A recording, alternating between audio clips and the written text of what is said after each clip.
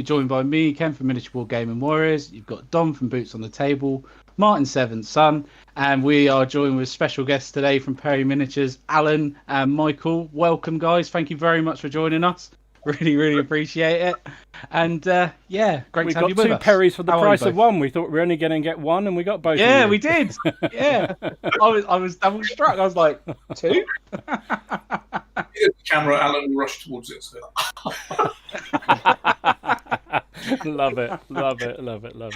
There we go. Bit of Excellent. Bit of niggle already.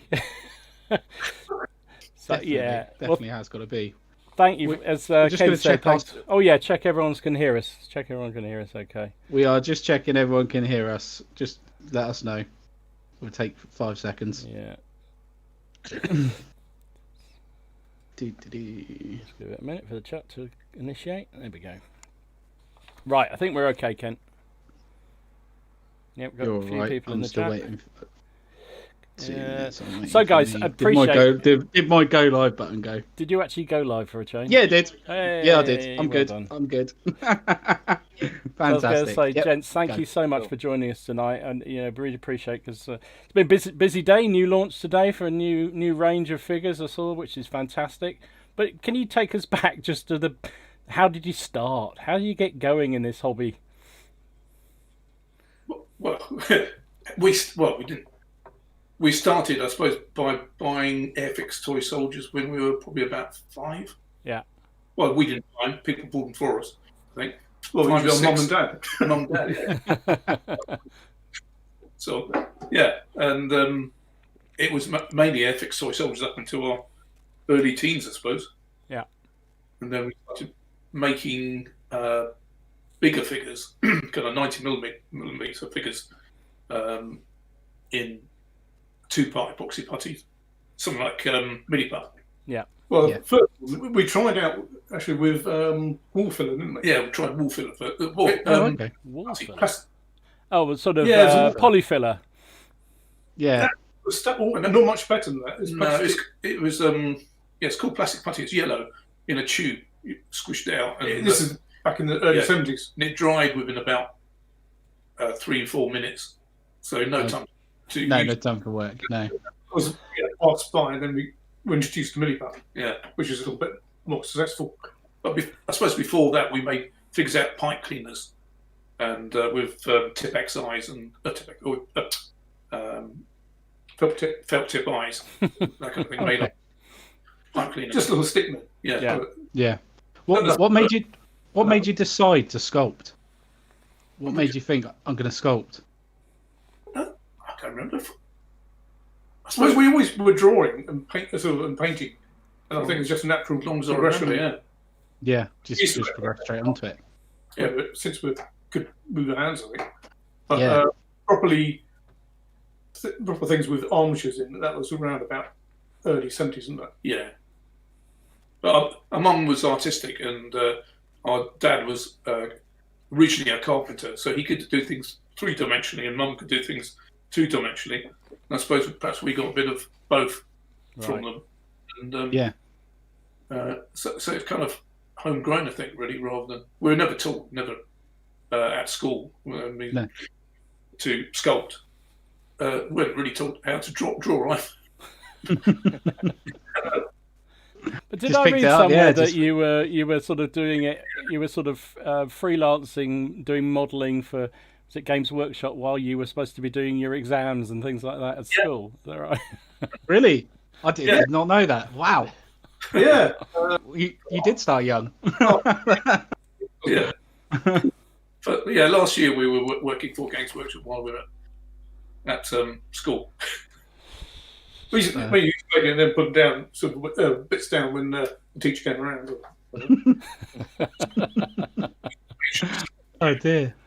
But yeah, you did quite a few ranges with Games Workshop, didn't you? So I've seen obviously the Bretonians you're well famous for everyone always wants your sculpts for that, and I've seen some of the stuff you've done with Lord of the Rings as well, Michael. And I've got the picture of like a Gimli sitting on an Urukai with a pipe with an axe in his head. I think you did that one. Yeah, I don't think it wasn't released at the time.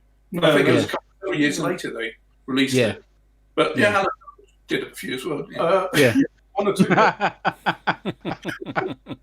that was pretty good fun doing the Lord of the Rings stuff. That was fun. Great, because the figures were in scale. They wanted the figures in scale, rather than the normal workshop sort of. Well, they wanted to make it look deliberately different to what workshop was producing. Okay. Fine by us. Plus, they had to be okayed by the actors. Right. Not just the face, but also the bodies on some of the main actors. So we had to get the proportions right. Oh wow! So they didn't like the fact you made them look a bit too podgy. They could veto it. I like it. Could you do that for me? Oh, that'd be great. One or two. Yeah. Just trim me down by about 4 stone. That'd be great. I'm also nice for a tummy tuck. That's right. Yeah. So we're gonna have to ask who made you who gave you the hardest time around getting their figures to look absolutely perfect then? I think we were let off quite lightly, really. Yeah. There's one other sculptor, which you can't really say, really, who got a bit of more hard time, who was also working on the project. At one point, there's about 5 sculptors, isn't there? Yeah.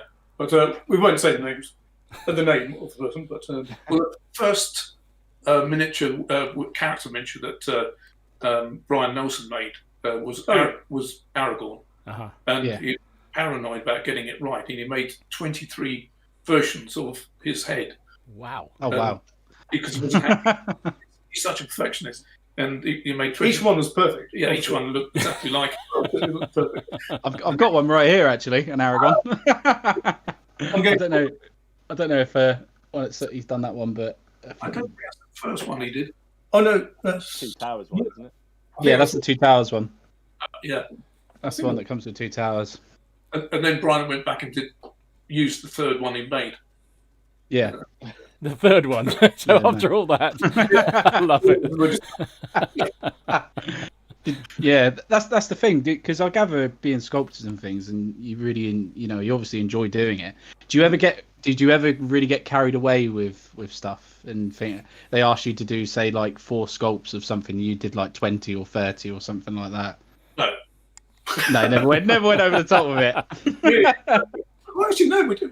Actually, Bretonians we might have done, because we went a bit over the top on some of the helmets, variations on helmets, and the perhaps we did on that. The crests on the helmets.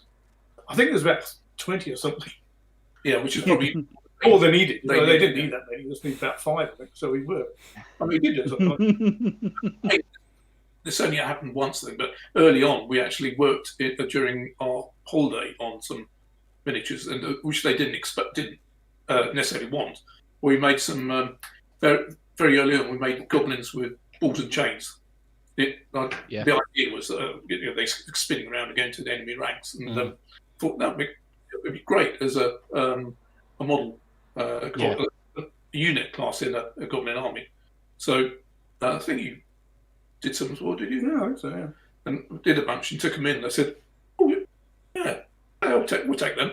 The rings were eventually wrote some more rules. Rick Priestley, and that was that became the fanatics. Yeah.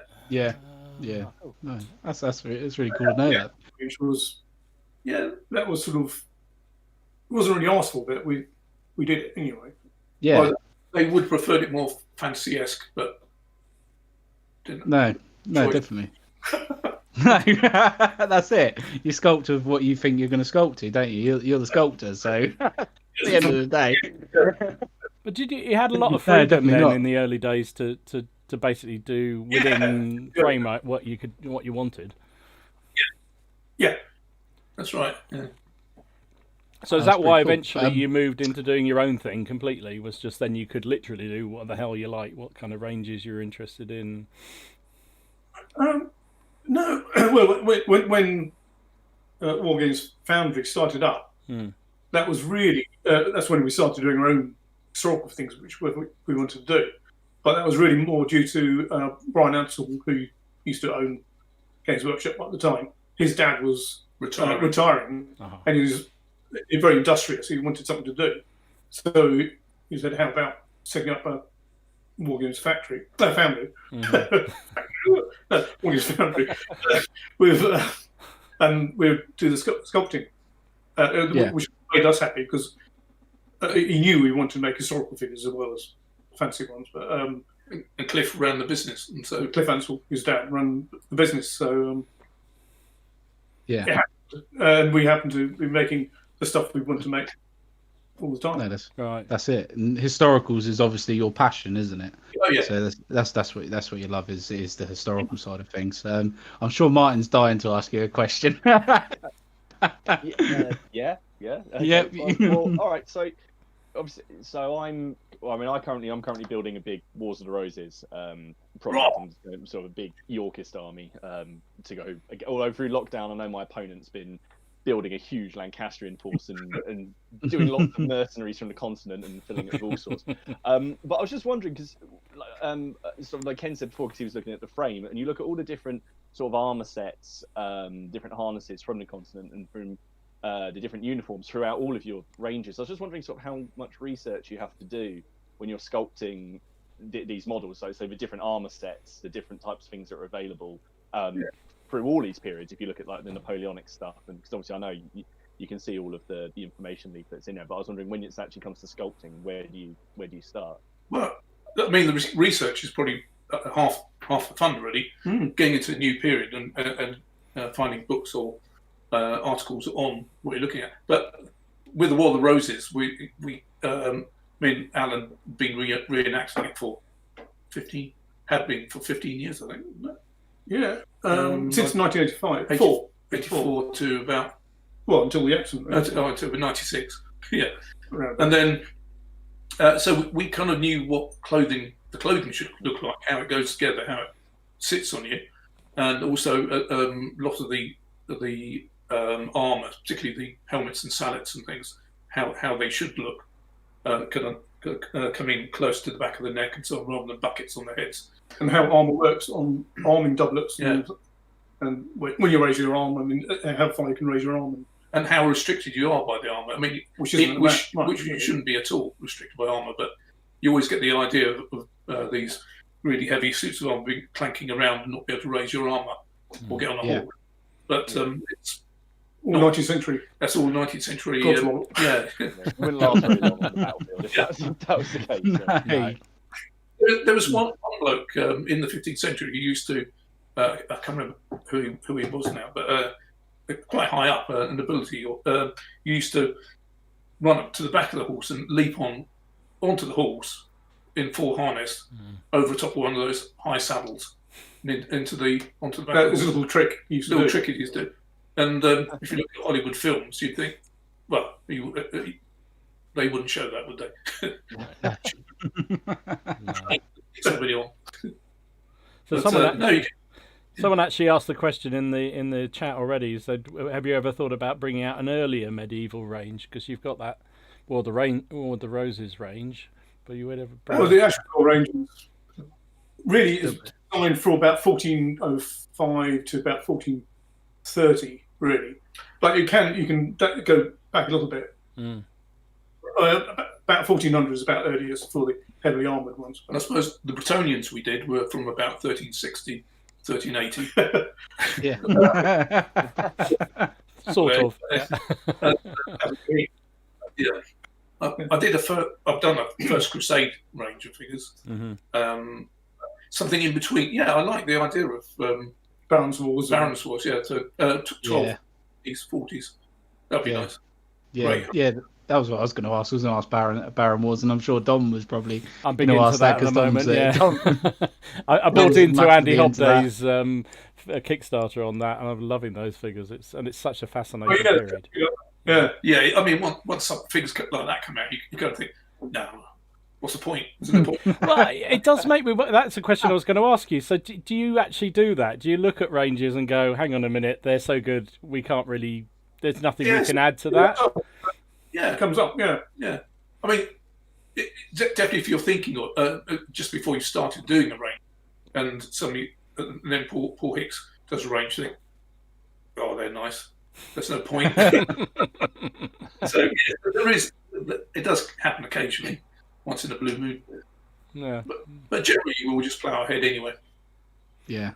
I mean, how do you decide? Because I read somewhere, and you correct me if it's right or wrong, but that you basically you very seldom actually work on the same project. So you'll go off and do your own projects in isolation almost. And how do you decide what you're going to do? Well, for me, it's probably a little bit more straightforward because I'm particularly into the Napoleonic period. There's about 12, 15 different armies I'm working on. So in the range. But it can be inspired by lots of different things. Just a uniform, just sort of within the Napoleonic office. I've still covered most of the main armies, but still, you think I'd really like to do those little armies that don't often get shown. That's the beauty of that period, isn't it? There's all those little tiny states and different nations that had tiny armies that would be fabulous to model. Yeah, I mean, anything can kind of like diary accounts or a painting, a Victorian painting, a contemporary painting of something. You think, oh, that looks interesting. I was going to say like a story or a book or something like that. You could be just like hearing an account of something for a letter that someone's written or something. It just gives you that enthusiasm, I guess. Yeah, like when I did the Carlist War range, it was slightly delayed because I'd read a little bits about it before, and eyewitness accounts of things happening. And I was over there in Spain, northern Spain, in the Basque region on holiday. And we went up to the San Sebastian. There's a kind of citadel that sits in the bay, and wandering around the courtyard and the outer works, and there were graves there, and some with British names on. I knew it was a centre during the Peninsular War, during the Napoleonic Wars for the British. But some of these names had dates of death, which were 1837, 1836. Well, why were British officers still there then? And I started looking into it and doing more research and realised that it was 10,000 British were out there during the Carlist Wars fighting for the Isabellino cause against the Carlists. And and I started looking at all the uniforms. Berries kind of red trousered and yellow cavalry and that, can you? No, exactly. The French Foreign Legion out there. Yeah. Just got a quick question from someone in my chat. Is that basically they've asked. I can answer this because I know you do. You got like in your archers, your English archers, you do separate heads without the bodies. They've asked. Can you ask if they consider doing bodies without heads as you do extra heads separate? That's what they've asked. Maybe you do for different ranges. For Napoleonics, do they all come with on the sprue? Do they come with heads attached normally? No, we normally within Napoleonics really it's better to do the heads separate. Yeah. So we could make sets of bodies and have the extra heads could be used on. I think that's what they're asking. Yeah, that's that. Yeah, that's what I think. That's what they're asking. Yeah, that makes a bit more sense. Heads. I see. Sorry, plastic bodies and stick those plastic heads. Yeah, but you could, but I don't know how well they'll sell. No, extra body. I mean, if you mean plastic bodies. Yeah, plastic. Yeah. Plastic bodies, isn't it? No, that's much too expensive to double around. Yeah. No, plastic, no. No, that's fine. No, that's cool. That touched on something I was going to ask you about the difference between metal and plastic, and I suppose also resin. Is there a different process when you're sculpting, when you know whether it's going to be done metal versus plastic? Yeah. And how do you decide what you're going to do? You know, when do you start saying this is going to be a metal range and I'm just going to do this? Yeah, it's down to how many we think will sell. Right. I mean, something like the Carlist War, nobody's going to buy masses of them. So that was never going to be plastic. Same as the War of the Triple Alliance. That brought out. It's going to sell, but it's not going to do enough. You're not going to make enough to do it in plastics. No. Yeah, I mean, hopefully the Franco-Prussian War will work in plastic. Sell enough. But I mean, that's a little bit of a sort of sell, right? Fingers crossed. Sometimes you can tell the reaction when we put them up, like today. if there's good reaction, they should sell. Should be all right. Yeah. Yeah, it influences your decision. It gives you confidence with it, doesn't it? If you've got people behind you saying, yeah, you know, you're getting loads of likes and loads of thumbs up and stuff, you know it's going to do well, don't you? Yeah, I mean, the Austrian cavalry brought out, what was it, last year? Beginning of this year. Sorry, no. It's going to be beginning of this year, but Corvus got in the way. Anyway, they came out, and I didn't know how popular, about a month ago, didn't know how popular they're going to be, but we keep selling. Yeah, it's been going really well. Yeah. You would think cavalry.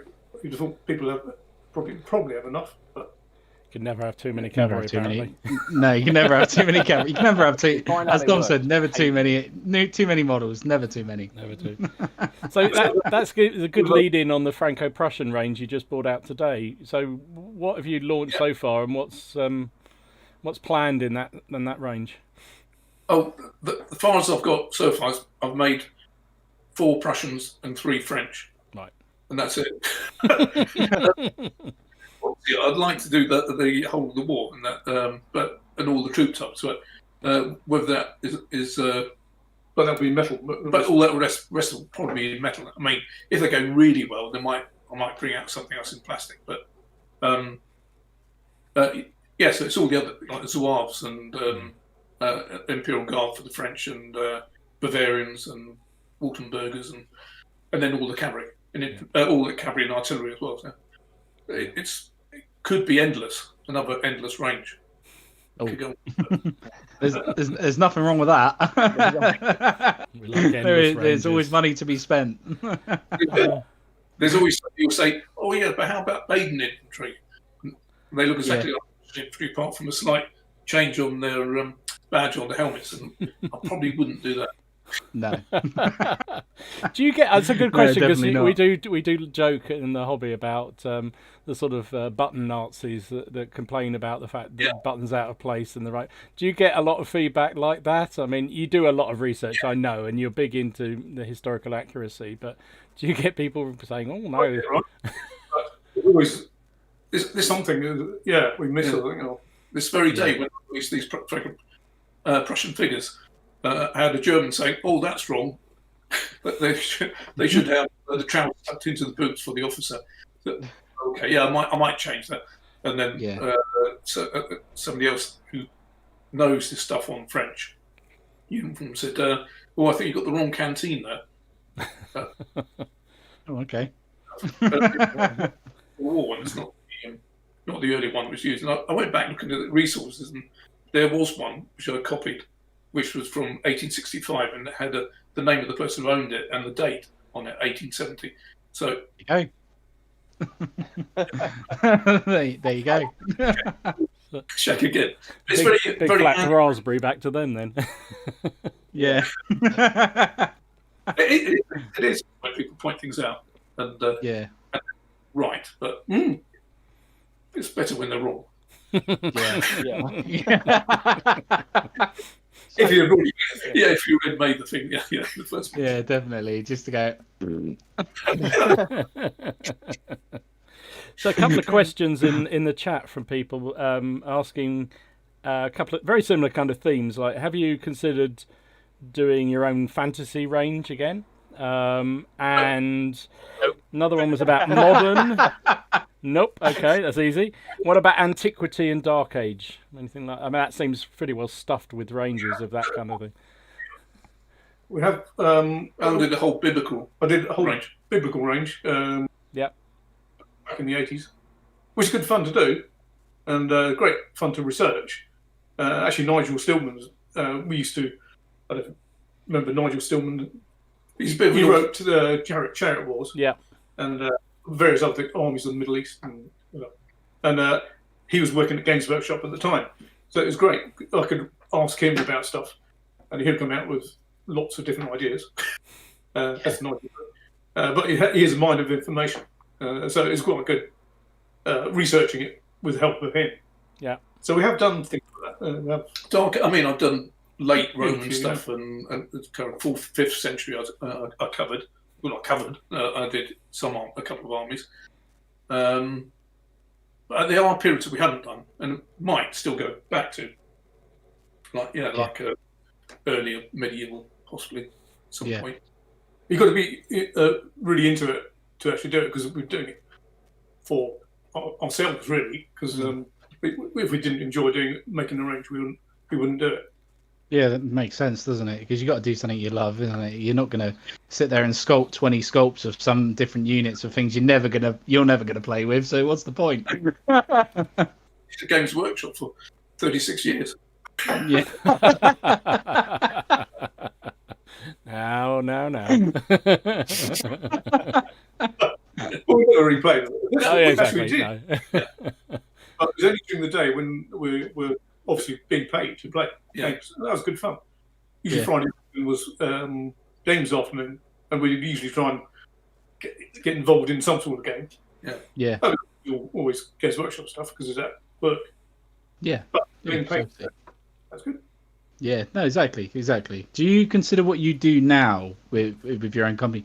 Do you consider that more? Do you consider it work like you would at Games Workshop, or do you find it more you just do it for enjoyment and you love doing what you're doing and that side of things? We wouldn't do it if we didn't enjoy it. Yeah. No, that's cool. We're normally making armies of the range we're working on as well, painting up units or sending them off to be painted up. Yeah. We're as excited about getting a range complete, or as complete as be able to play a decent sized battle and get units painted up. So as somebody else buying them, I mean, So it's always fun to get the plastics back, first frames and shots of the plastics. Yeah. Putting those together and start painting them up. Yeah, definitely. Yeah, that was another thing I was going to ask actually. So obviously you do sculpts and you sell your metals and things like that. Have you ever made any miniatures and you've done them in metals, but you've kept for yourselves and never released? Only because we've forgotten we've done. Which made some and I've forgotten they're in the mould, being moulded, and I haven't done the command for them. Oh yeah, it's about 4 years afterwards. I made some figures and I hadn't released them. I made them twice as well. I did that. I made some more, but I need to do some of these. Oh, I've already done them. Yeah, you've already done them. You get a bit of sense of deja vu as you're doing it and thinking, I'm sure I've done this. Yeah, you're before. thinking, I swear I've done this. Yeah. Oh, that's a great one. Love it. Put things down and get knocked on the floor or something. Oh, I'm going to make it again. And you finish it, and then you find it. The first time. Yeah, that happens. Yeah, definitely. You got something you want to add, Brian? Yeah, well, it's just kind of sort of off the back of other things. I was just wondering if there was anything you dislike sculpting, like a particular pose or I don't know, for horses. So if there was anything in particular you feel like you sort of have to include an alternative pose or something like that, but it's something that you don't look forward to sort of doing so much when you are sculpting. One thing really irritated me is American War of Independence commands, the officers of the commands. Because officers, you can do a lot with a figure with a sword, but during the American War of Independence, they always carried fusils or muskets, the officers. So with a musket, one-handed, well, but there's not a lot you can do. You can point, you just hold down, do that, like that. That's about 4 or 5 things you do. And after about sort of 20, 30 codes of figures doing the same sort of thing, you want to try and... Yeah, so they're irritating too. But parts of a figure, not really. I mean, hands are always a bit of a, not a pain, but they take more time than they should, really, making hands. And they're right when they're grabbing weapons. When they're grabbing weapons. But it's sort of in midair. Yeah, doing that. Right. Individual fingers sort of thing, like getting in there and and if you make them they won't come out. Worth making cast, bigger, well, not bigger, but a bit chunkier than you should. But other than that, I mean, I like quite like making horses. I don't mind making horses. Not too many in one go though. Yeah. Legs really. I mean, better if I only had 2 legs, but yeah. You go back to fantasy again then. That's fine. Yes. Yeah. Yeah, other animals don't really get much chance of making. Really, I think I've only made a couple of elephants in my life. Cows, oxen, Yeah, a few. yeah, camels and things. Actually, Nice enough. actually, I have made loads of animals now since my wife's got a shop in Nottingham, and they'll make little animals from things like sort of snails to giraffes and things like that. Just for it's a gift type shop, so they're making lots of different animals. Is what they make for Christmas presents. So she can last and sell it in the shop.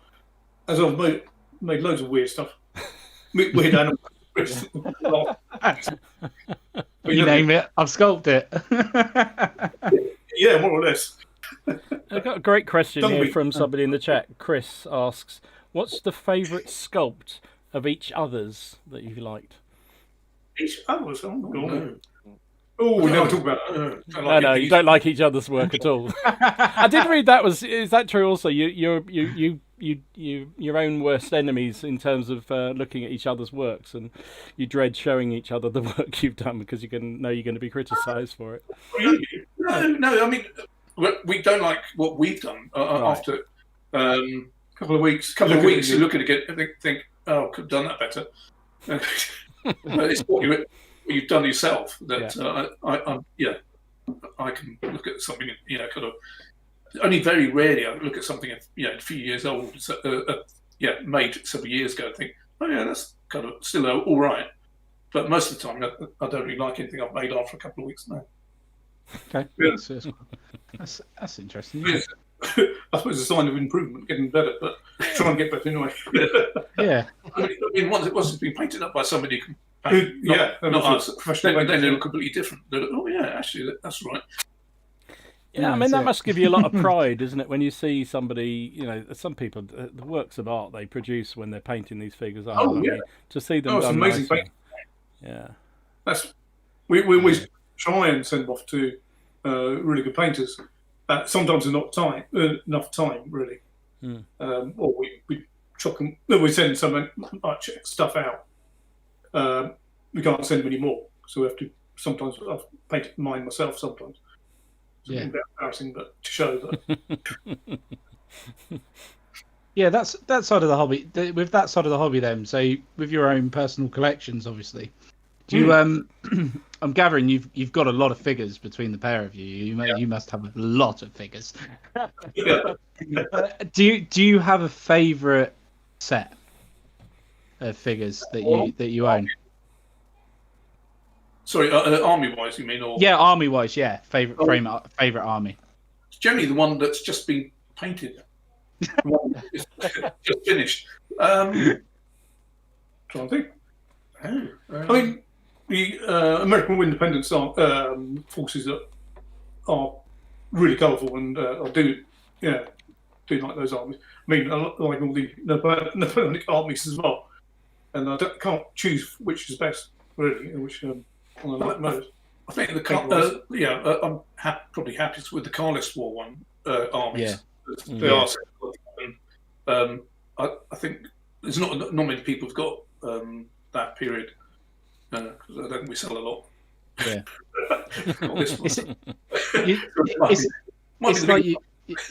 It's like you've got. I'm like yourself. I quite like the models that not everyone else has got. There's that rare obscurity. So when you get them out on the table, someone's like, "Oh, what are they? I've not seen them before," sort of thing. And that's what I've always did towards, like, just trying to be the outcast. Apart from my dwarfs, I love my dwarfs.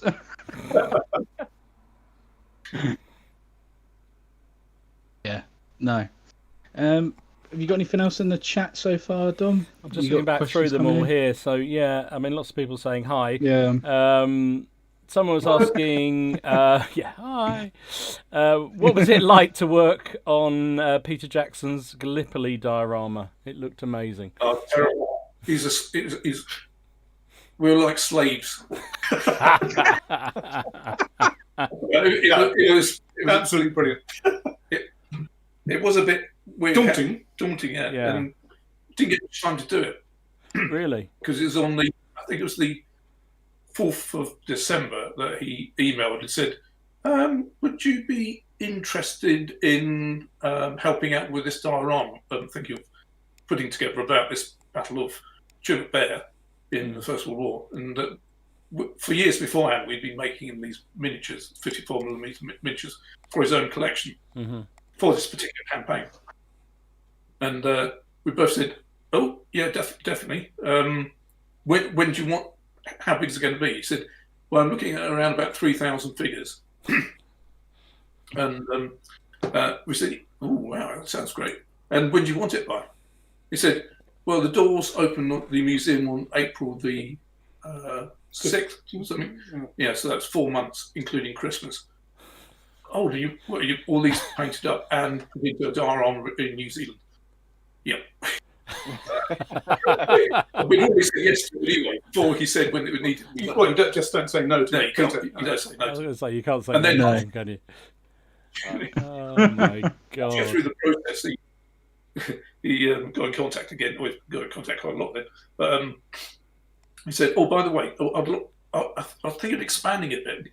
What I'd like to have is the Canterbury battalion coming in as well, and also the Maori battalion went up this ridge. So can we? Is it expanding the whole? Yeah. So can we add? So he's got you signed in, and that's it. That's it now. It was 10,000 figures in the end, 54mm figures. Wow. That's it. Wow. And they all had to be painted. Well, we hadn't actually cast that many up. We hadn't made. I mean, we had to make quite a lot of figures. Then there had to be molds made from, cast up, packaged up, sent over to New Zealand. And they're all on terrain, which is steep like that. Yeah. Either that way, that way. And we did So either clambering or Yeah. scrambling, or down or up. But we didn't know how we were going to fit on terrain really. Yeah. So a little bit of guesswork. Yeah, had to So go. we had to make figures because you could use for both. Yeah. So Yeah. and defence and stuff like that. And it was mind-boggling Yeah. and quite nerve-wracking because we used to send over in batches of 500 for the New Zealand painters to paint up, wargamers to paint up. Basically, the cheapest way to get them painted was via the wargamers. We thought initially they could get the wargamers in Wellington to paint them up, the Friday night Fusiliers. Yeah. But there was only about 12 of them, and get 5,054mm figures painted. But they said, I emailed Rhys Jones, who's the bloke overseeing the whole thing really for Peter. And I said, how about using Friday Night Fusiliers? And he said, "Oh, I think we can do better than that." So you got the whole of New Zealand wargamers, all the wargamers in New Zealand. They put out a request, and everybody was signed up for it. Quite a lot of people. I think it was 120. 40, I think. In the end, I think. Well, so these batches went out to the wargamers. They painted up 30 or 40, how many they could, and then sent them back in again, or brought them to Wellington. And when we went over there, they started coming in their groups, and some were, a lot of them were very good. And seeing as it was over a big area, because the actual diorama is 40 by 30 foot, I think, easily, in a big C shape. And so the way they're mobbed together in some places, it didn't really matter. The better ones on the outside, the better painted ones on the outside, and the poor painted in the middle. Yeah. That's the thing with the hobby, though. You probably agree with this, and you've probably seen it over the years. The amount of people you've spoken to, and how us wargamers seem to all just come together from all different walks of life and things, and just have this hobby, and we can sit down and we can talk about it, or we can all chat, like they did, and grouping together and get something done for people. It's just incredible, really, isn't it? It's just a really nice thing to be in this hobby. Yeah. Really, you do meet some nice people on the way. But no, definitely. The New Zealanders all did it for free as well. Yeah, exactly. Where else would you get that? You just wouldn't, would you? Yeah, you probably wouldn't get that done over here for free, would you? Probably not. Mind you, depends how persuasive Peter Jackson is, isn't it? Yeah. The New Zealand battle. Yeah, exactly. Yeah. But you've known Peter for a long time, haven't you? Is that true? You've known him for Since the 2002, probably 2002. Yeah. when we first met him. Yeah, Right. because still. Oh, God, sorry. Oh, that's right. because we knew Richard Taylor, who's head of Weta, about a year before that. He's a very friendly bloke, and we met him at premiere for the first film, Lord of the Rings, didn't we? Richard first. Oh, no, Richard came over to workshop. Came over to workshop. That's right, workshop. Yeah, but yeah, we met Peter in Paris for the first time. Richard said, "Oh, come and meet Peter." And we were at a gallery opening. John Howe.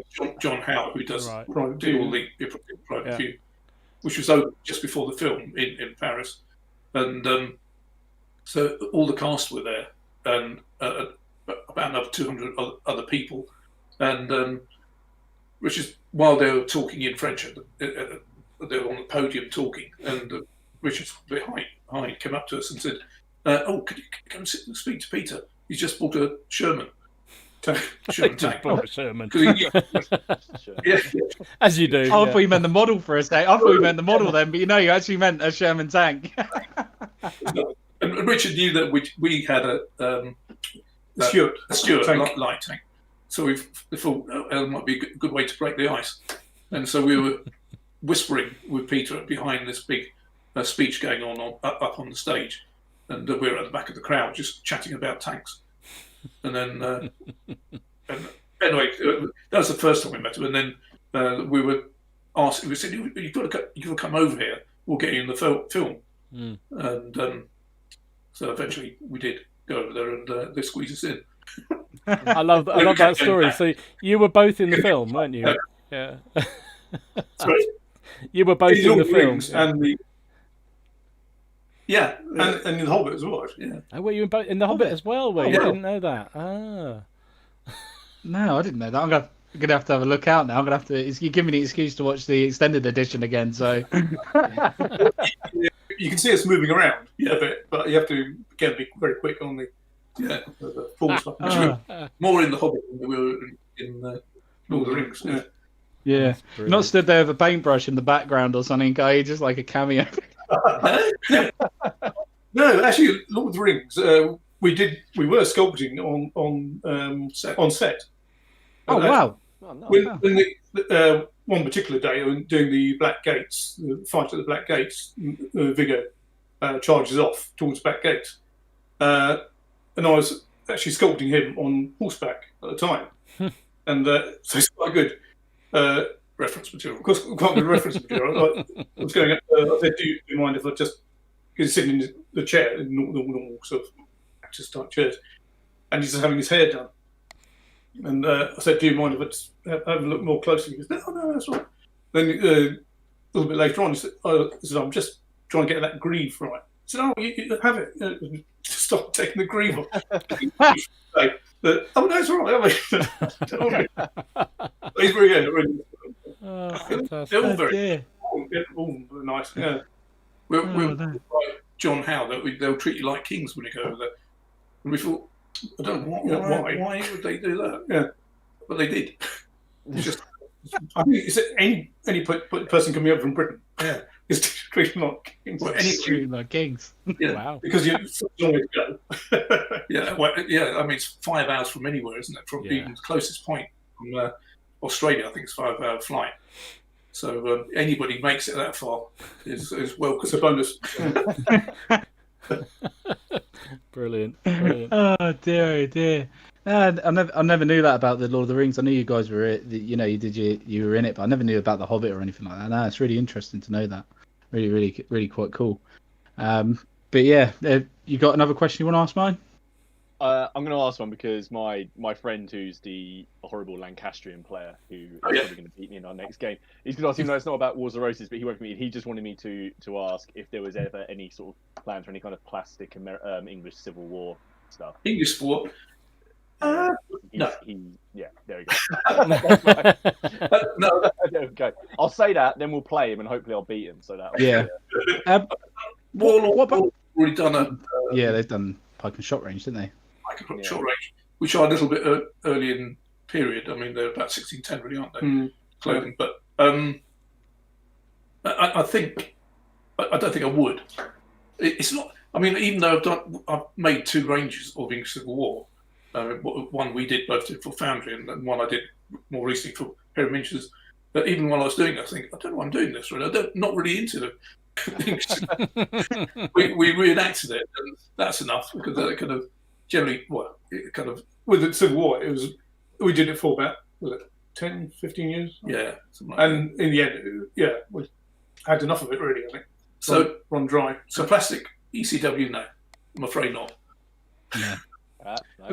No, that's cool. I've got 2. One's going to be from me. So the first one would be World War One. Have you ever considered or thought about doing like World War One sculpts of any sort? World War One sculpts, but also Oh right, okay. Gallipoli campaign. Yeah, we have done loads, but not as a range. No, not 20. We got 2 friends of ours, Ali Morrison and Dave Andrews, who run Great War Miniatures, and they make Great War Miniatures. I mean, they First World War, and it would be so rude of us to then come out of the First World War range. Oh, great!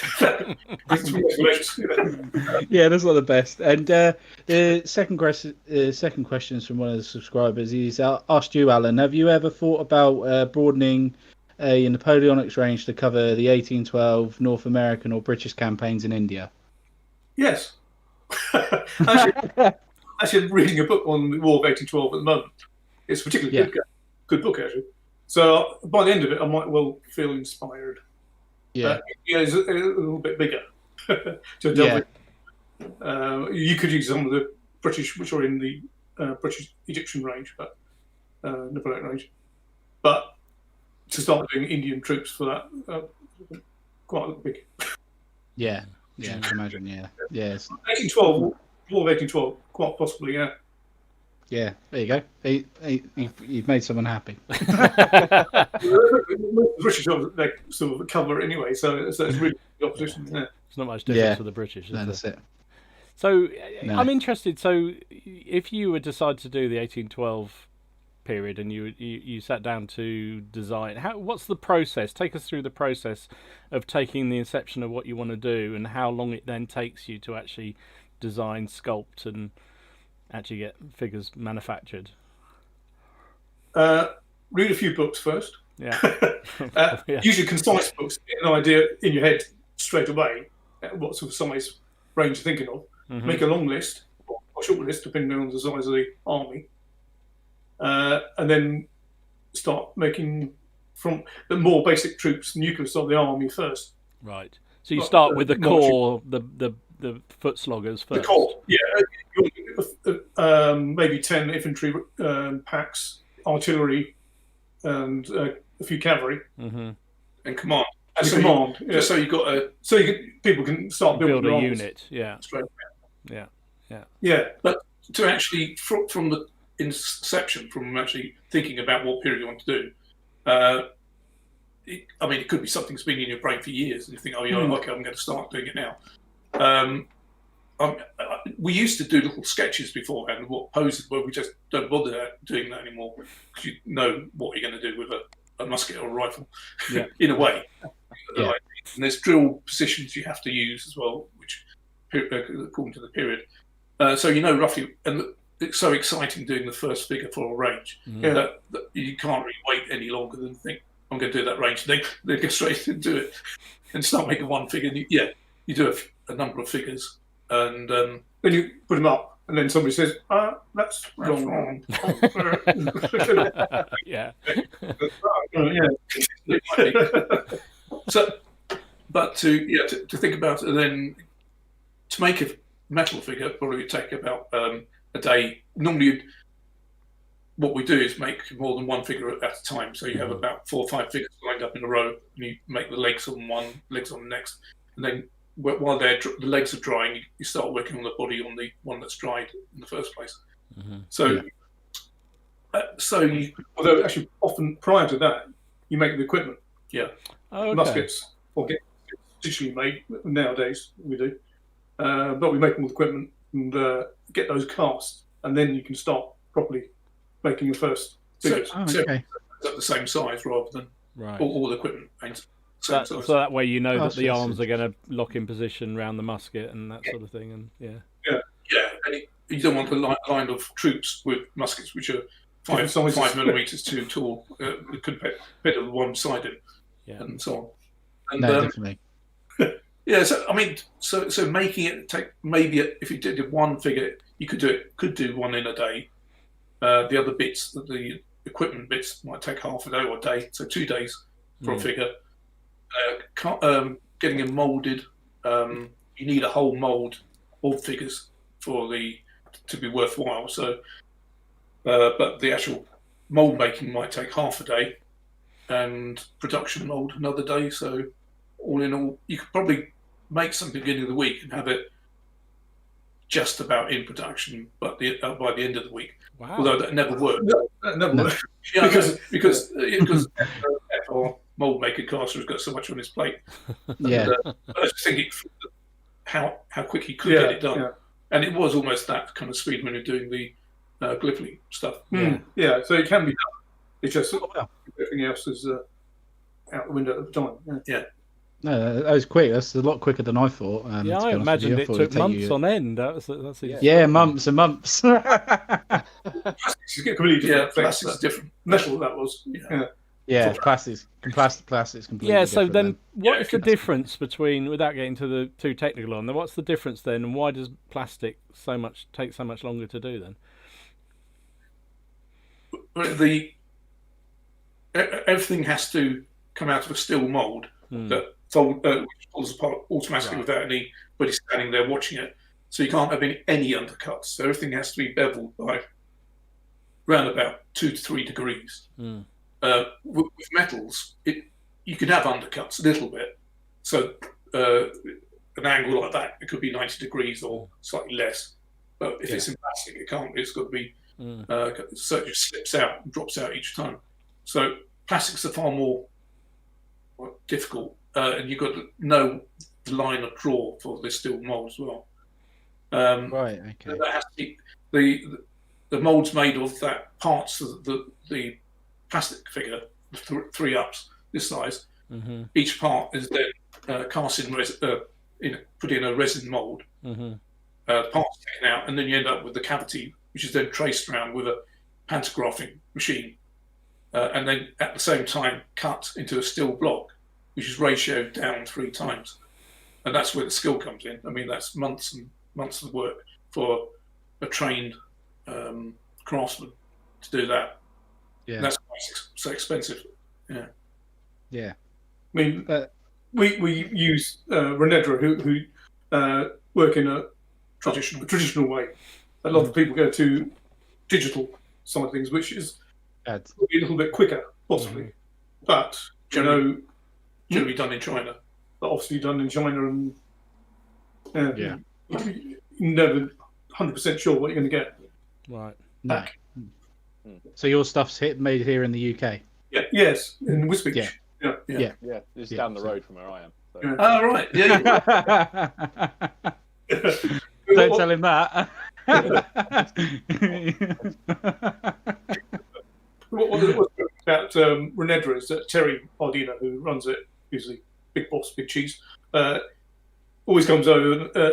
He'll go. He's a perfectionist as well. He's got to be in his job, and he always, if something's not going to work, he'll say that's not going to work. Can you alter that, or we'll come over to Nottingham and we'll go through it. So it's always we always know what we're going to get at the end of it. Oh, that's good as well. Yeah, no, that's it. He doesn't like to swear though. Oh yeah. Really humorous. Oh, he's always very humorous. I've got another one here. Someone's asked, have you ever considered doing different scales? So, like for example, 15mm, 6mm, or are you going to just stick with 28? Well, for Perry Minges, we're going to. Yeah. We did 40mm actually. Yeah. Range. And did 54 for the Peters figures. We have done 15mm with Foundry, Morgan's Foundry, a long time ago. And we've done 10mm with Games Workshop doing the epic stuff. But I was making skeletons at the time, and I got a migraine doing it. and I just anything that's small again. Yeah. The travel battle. But actually, travel battle figures when they're three size up, about 28. Yeah, so reduced down. Yeah. No, that's cool. No plans for doing anything. No, that's cool. No, that's fine. That sorts that question out. What do you think about 3D printing and that sort of thing? I mean, obviously that's becoming a big thing, and probably will become bigger as we move forward. Is that? Do you see that as a threat, an opportunity, or I mean, it depends on the not. I think we'll just carry on doing what we're doing anyway, but to make a difference to us, really. I mean, what is nice is that we're getting a friend of ours, Rob Farm, to actually make the weaponry, kind of muskets and things, which I don't mind doing. RPs out anyway. At home, and he can do them fairly quickly, and he loves doing them, and it saves us a lot of time. And they are always perfect. So, so I can see the advantages of it. Although, when you're actually making figures, they can look like they've been digitally made. I mean, I'm sure there are people who digital artists now who you can't tell if they're digital or not. But quite often, if they're using, you mean the home. Home 3D print and stuff. Well, I mean, there's a mixture, isn't there? There are some people who are doing it commercially, and they're using some pretty damn big machines that produce quite fine prints. But then also there's that huge opportunity of people at home doing their own figures. Yeah. Well, the only thing is, it's still quite expensive to produce one, I think. Mm-hmm. I know the cost might be going down. But, and probably the technology is obviously going to catch up. Yeah. And they'll be perfect. Yeah, but I don't think it's 100%. There must be quite a few which there's always a lot of cleaning up to do on them. There is. I've got one literally behind me, a resin one. It's one of the cheaper ones, but like you were saying, I can't get a print for that price to look anything as near to a miniature of what you guys do. You're looking at spending maybe 10, 20 grand for a machine that can do that sort of stuff. Yeah, exactly. And your commercial in your home use, you just can't get it. But definitely not. But no, like Don was saying, didn't know if there were any like designers out there who were thinking about like spending that sort of money instead of sculpting, just 3D printing their minis in future. Is there anybody actually doing? I mean, I'm saying what was that? Oh, I remember. I'll come back to me. But there is a company that did a Kickstarter a little while ago that just do 3D printed miniatures, 3D printed minis. But I can't think of who it is now. I will remember, and I'll try and remember. If not, I'll send you an email after. It's going to bug me. I assume they get sent with all the feeds to the customer, rather than the person cut them all off and then. There is a lot of cleanup. Yeah. Yeah. I mean, I don't know. I've only ever bought vehicles on 3D printing, and they tend to come completely cleaned off and everything. But that's a different sort of thing. Yeah. Plastic, isn't it? The resin side of things, again, it's resin, isn't it? It's if it's not cured or anything like that, you don't want to be sending that to a customer, uncured resin. Oh God, no. Definitely not. But no, just an interesting question, wasn't it, Don? With you? Yeah, just intrigued because I just see it changing, and it's one of those things. I think, the hobby. I mean, you've been in the hobby a long time, and I think there's been so many changes through the hobby, and I think almost it's as good a place now in terms of the sheer variety and the offers and actually relatively cheap stuff now compared to back in. I remember buying Hinchcliffe and minifigs figures that were flipping expensive compared to what they really are now. But then you add in 3D printing, and you add in all the other technologies there are as well. It's amazing the variety and things that you can do at the moment in the hobby. I'm sure somebody will come out with a printer that's dead cheap and with resin, good quality resin. Yeah. Which I'm sure is happening anyway now. But but I don't know how much it's going to affect what we do. No. We'll just carry Well, people come to you guys because you're the Perry twins, and people want your minis, don't they? And then you've got a cult following, definitely for sure. I did make one digital model in my life, probably the only one I did, which was Smaug for The Hobbit. I made for Games Workshop. Yeah, the model that came out was Smaug, and it's only because there was a free computer at work at the time when there was a Games Workshop, and I said to the immediate boss there, I'm going to have to go to making the head of Smaug. I would already done it traditionally, and I thought I wasn't happy with it. So I said, I'm going to try doing it digitally. He said, oh, yeah, all right, okay. You really used it for about one or 2 days farting around, learning how to use it. And then I made the head and thought, oh, actually, that's not too bad. It's quite fun doing it. So I was just making the neck as well. 3 or 4 months later, I'd done the whole thing. And wow.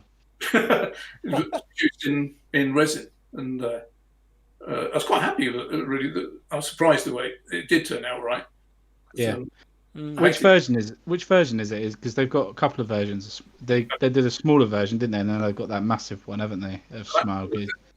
This is the big one. Oh, it is the big one. Yeah. Wow. That's yours. Wow. They again didn't know that. The only one. Yeah. I actually did the base of that. Oh, you did? You can see all the coins on the base. Yeah. I did that digitally. I did it by hand. Oh my god. Oh my god. Oh, God. I'm quite surprised you didn't say you don't like doing gold coins, to be honest. Yes, yeah. I did do everyone. I did a batch and then I got resin and then stuck resins. Right. You did It filled up. Yeah, I did cheat a bit, but I don't know how many coins are on. A lot. Yeah. That'd be great for like a church prize. How many coins do you think there are on this model base? Yeah, exactly. I wouldn't like to be the person who counted them. No. Are there any figures that you've definitely dreaded not. doing? Any models that you've dreaded making? You started doing a range and then think, I've got to do this figure, and I hate it. Oh, why have I done this? Yeah. For Games Workshop, I didn't like making. And most base stuff I didn't particularly get on with either. Interesting. We never. I think I made one Space Marine in my life, possibly two possibly. I can quite proudly say I've never made a Space Marine. You've never made. Good for you. Do you own any? That's the question. No. Hell no. Hell no.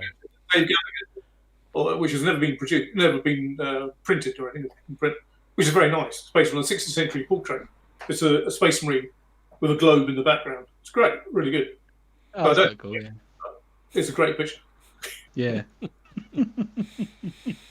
Because you can't do that. Yeah. I'm just being cautious for time because you guys obviously said you're going to do an hour. Are you happy to stay on a little bit longer, or if you want to go? My wives went to the pub. Oh wow. So they haven't come back yet. So keep going. Yeah, keep going. No, that's cool. Fantastic. No, that's cool. Up to you. Oh yeah, that's perfect. I am going to ask you those questions I said to you at the start of the stream about now. I'll ask you now. Oh my God. If you, I'll ask everyone this. What if you could only play one rule set? That's it. That's the one rule set you can play just for you can use whatever period. So say like it's Black Powder, you could use whatever time. Which rule set would it be and why? Black Powder. Black Powder, really. Black Powder, yeah. Most periods. The one most variety. I gifted it to you. Yeah, you didn't give him anything there, did you, Ken? No. God, no. Absolutely hopeless. It's the only one I think we know 80% of the rules of. Anything that we need to read and has to digest, I'm lost. But we also have the advantage that usually when we're playing, Rick Priestley's usually around as well playing. That's quite handy. That would help. Yeah, but does he cheat? Does he cheat with his own rules? That's what I want to know. Yes, there isn't, because he can never remember. We are very lucky. Either he'll come along or Alessio, who's written a number of the bolt action stuff, especially if we're playing the occasional bolt action. He'll come along and play that. Yeah. I had Richard Lloyd up when we played Chain of Command, which is a good set of rules. Well, I think we nearly broke it, though. And we did nearly break them because it was the biggest game you'd ever played with Chain of Command. At least it's not meant as many figures or vehicles. He's scratching his head, but we did it. Yeah, no, that's great.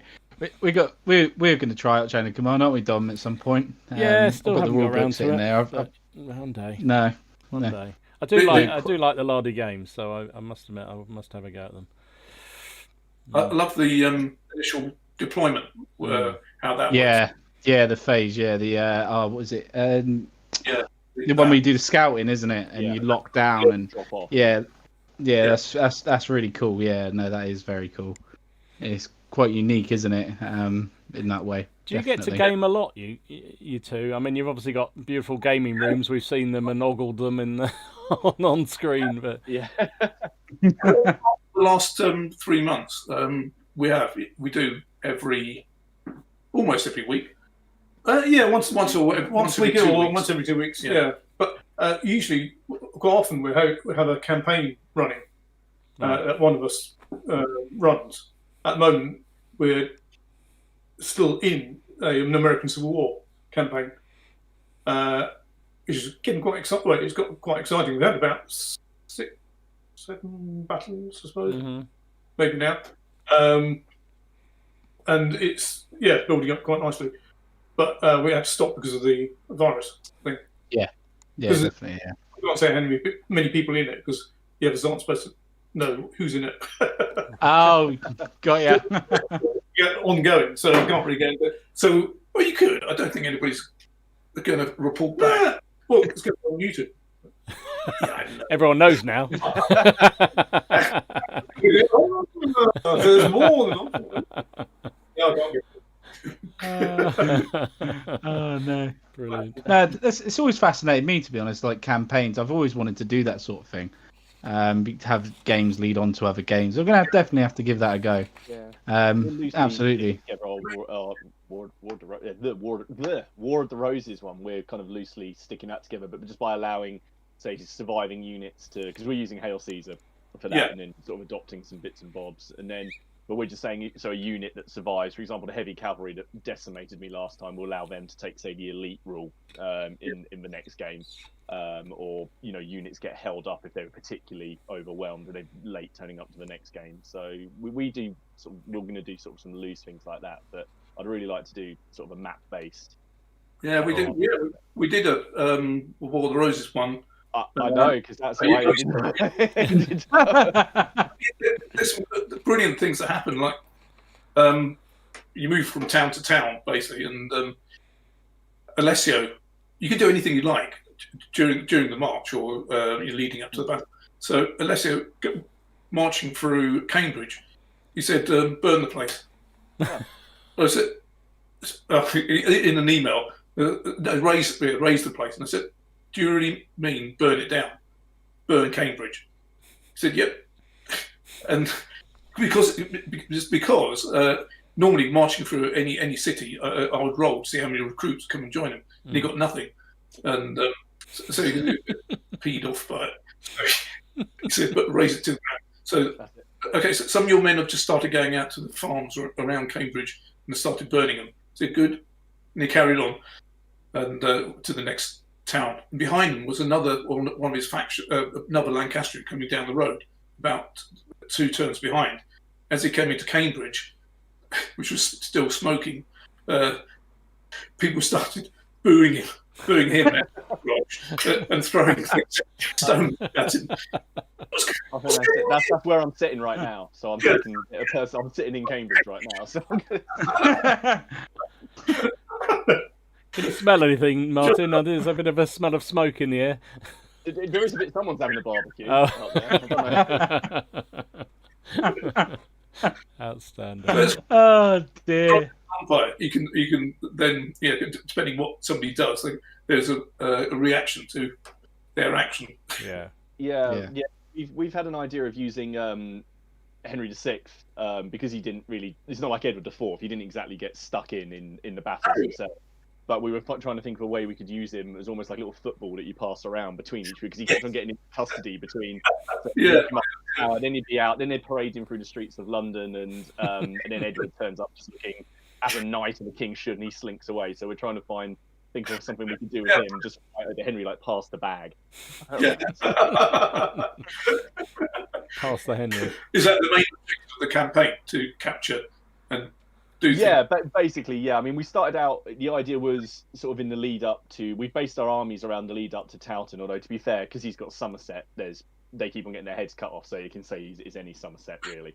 To be fair, so we've based it on the lead up to Towton. So and then I think the idea is we will try and do a snapshot of Towton, and then everything that comes afterwards in sort of Hexham and things like that. So yeah, just pass Henry around like a bad smell, just to see who can like get and see what really happens to him. We've got I've got a chapel that I recently painted up, and I think we're gonna, because he was so far, we're gonna sit him in there, and to say whoever gets him can just have some bonus points to who. Because he's got he's just finished doing his Margaret of Anjou base, because her basically with everyone kneeling to her, and then Henry just in the background. Just looking a bit forlorn. Bumping into walls and things. Yeah. Probably bad. I'm sure there's people out there that I'm the Yorkist player, so I don't care. No, exactly. When we did reenactment, we were both Yorkist. Yeah, good. Good. Outstanding. I do love a good campaign. They're always good fun. Haven't done one for a long time. That's but that's the change. That's what seems to have changed a lot with games, isn't it? That we talked about this on a few times on the stream. That there's much more focus on quick skirmishy or at least small scale games, and that's mass battles have gone away. Which, well, unless you got the opportunity to leave it all set up and have a group of people that always come around and do stuff, it's a shame. It's a real shame. Yeah. I mean, one of the reasons for doing plastic figures was so people could buy big armies for, and I think that people do. There are still going on. Maybe it's just not being photographed so much. We just wanted to make it cheaper for people to accumulate an army. We went to do plastic for the first time.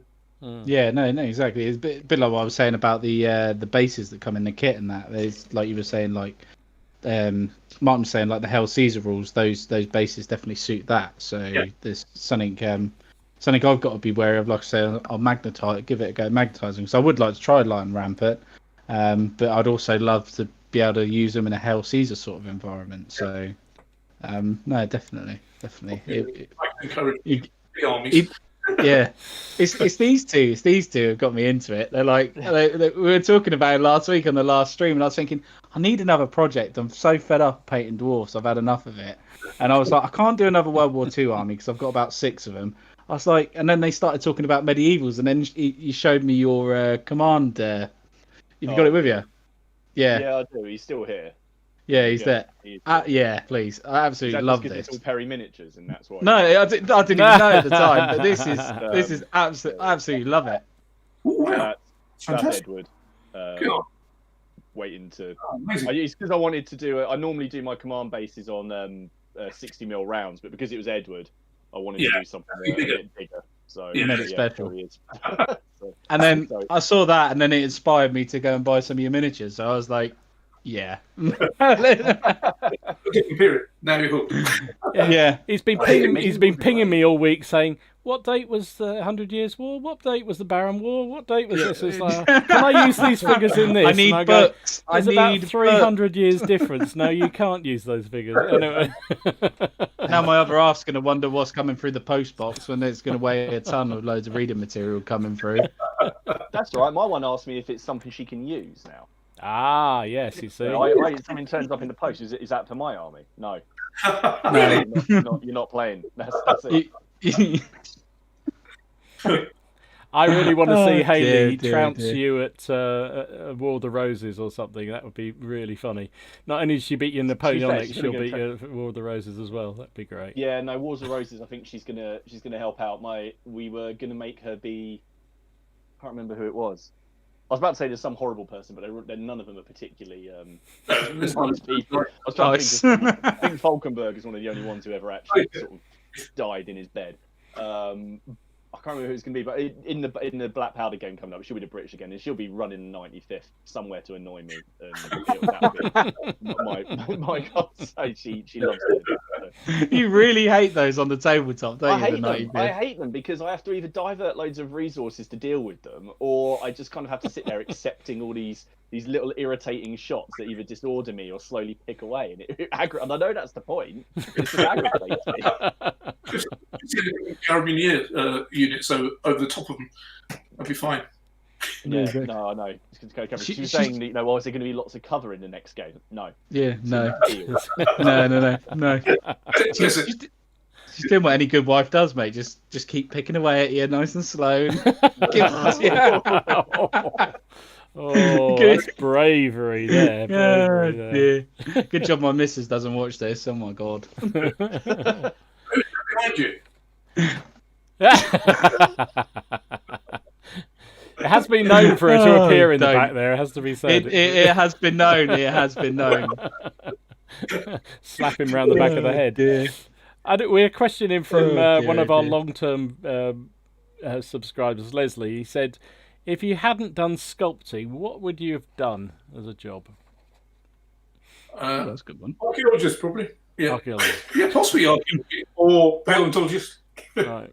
Possibly stuntman. Stuntman. I always wanted to be a stuntman when I was a lot younger, about 10. I don't think that would have worked. I can't swim. So well, you're not very particularly. we're quite good.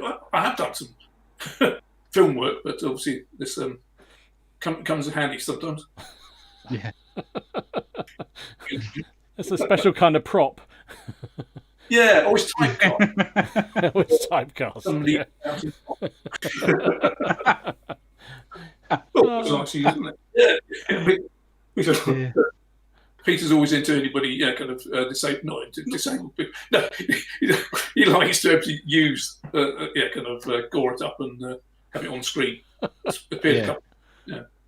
Yeah, because wasn't that the role you played in was it The Hobbit or the Lord of the Rings? Was you were laying on the ground with blood pouring out the stump? Both, yeah. Both of you were. Yeah. Yeah, Lord of the Rings, it wasn't much of a. We were all lying around, just lying down. But we only had one day at that point. But the Hobbit, a lot of walking around and running around and fighting. Well, no, we shouldn't have been fighting. We stunned people, but we got carried away. Yeah, got moved in there. Oh, fantastic! We were told off by the. No. I've had another request to know a miniature line. I've got what's next in the Austrian Napoleonic range. Oh, I don't know yet. Could be Landwehr, Hussars. Well, actually, the Hussars in plastic. I'll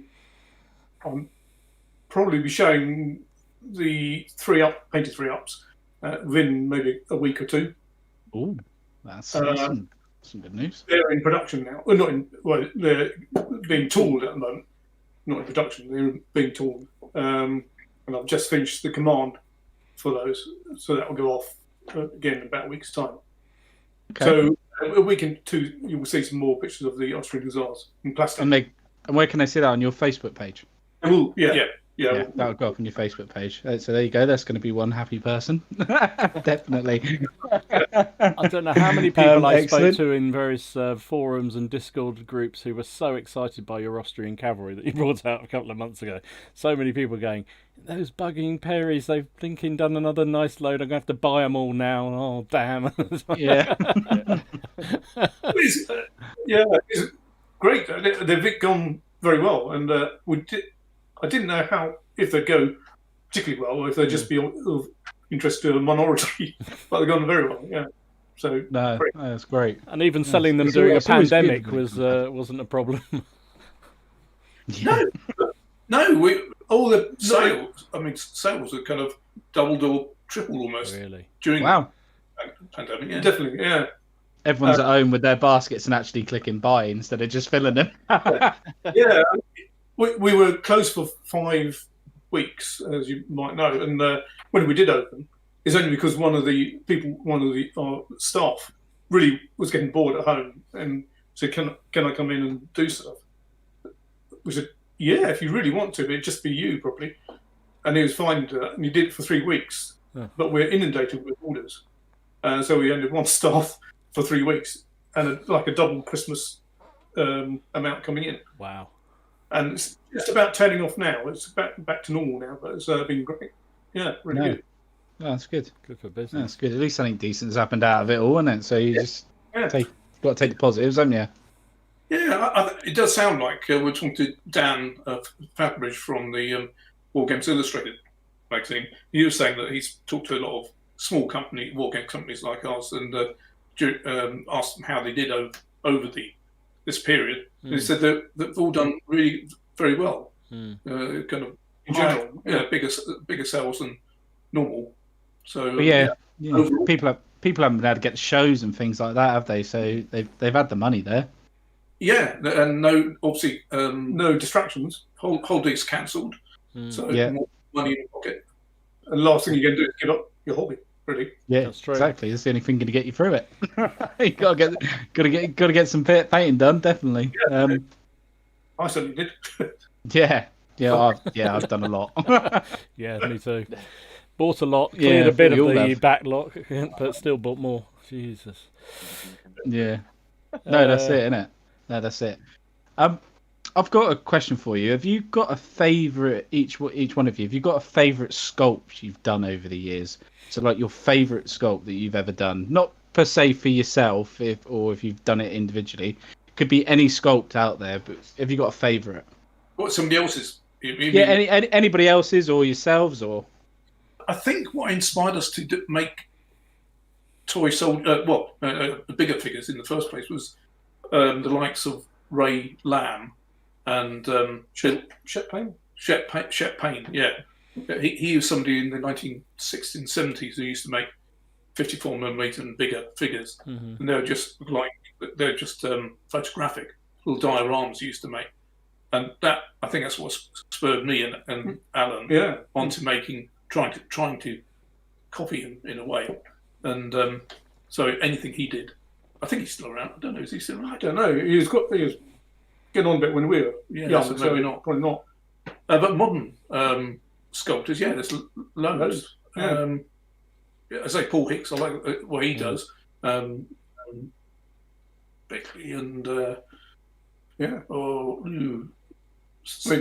our friend Steve Brian Nelson. Oh, Brian Nelson, who's amazing sculptor. And I'd love to see some historical stuff done by him, but you won't. Well, he's done some of the first war stuff, but I mean, obviously digital sculptors as well. I can't think of their names, but you sit on screen, you think, blimey. Yeah. Have you got a particular model that's your favourite? Of our own? Yeah, of your own. Yeah, of your own. You got a particular model that you because I asked this to Offensive Miniatures, and he was like, you guys there. He's like, oh. You should ask the last one. Yeah. I was saying before, if it's two weeks old, you think, could have done that better. I mean, sometimes, some figures are still standing the test of time after a couple of years. So they're still all right. I mean, strangely, I think for me, it's probably the Smaug model, even though I never got a copy of it for about 3 or 4 years after I made it. And I've got it in a box now, but I haven't actually put it together or anything. That's work, it really is. Yeah. But no. That's really interesting. Have you ever had any really, really strange requests come in for, you must have, I mean, you were saying before we came on stream, you have loads and loads of emails of people saying, can you do this and can you do that? What's the strangest request you've had in terms of a model sculpt? I don't want to know about your other things you get requested to do. There was one from Foundry, wasn't there? So who was asking, really, really, as of a concentration camp. Offensive Miniatures was exactly the same. Dave said exactly the same thing. He said he got asked exactly the same. It's probably the same bloke asking. Probably is. Years ago. For us. Weird is that? Why would you want to reproduce that? God. Well, that leads on to a question. So, is there somewhere you wouldn't go in terms of, a period, a unit, an army, because of the historical? Yeah, well, for me, really, it's after Kharkiv comes in, really. Right. I'm not actually too worried about. Yeah. But, it's kind of what's in living memory. If it's the wives are back.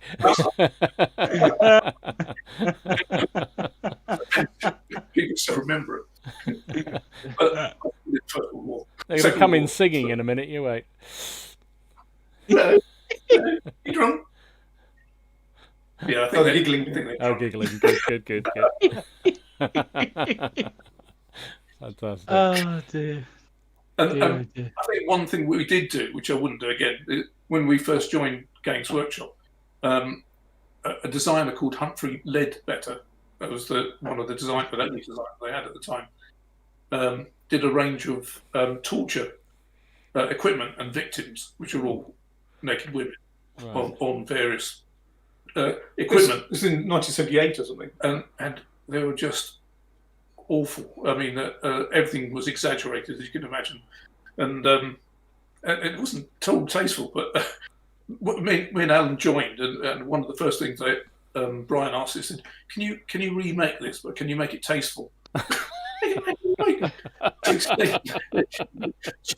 Torture equipment tasteful. Oh my lord! There are some things you can make tasteful, and there are some things you just cannot. And yeah.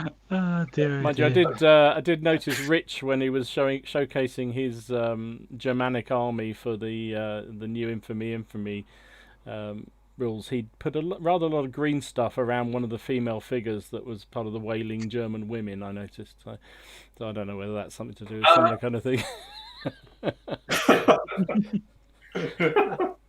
Anyway, God, dear. So, what else I got in the chat here? Said King's Carbine Miniatures says Nunu here. Are you up for testing some Paraguayan war scenarios with loads of beer? There we go. There's an offer.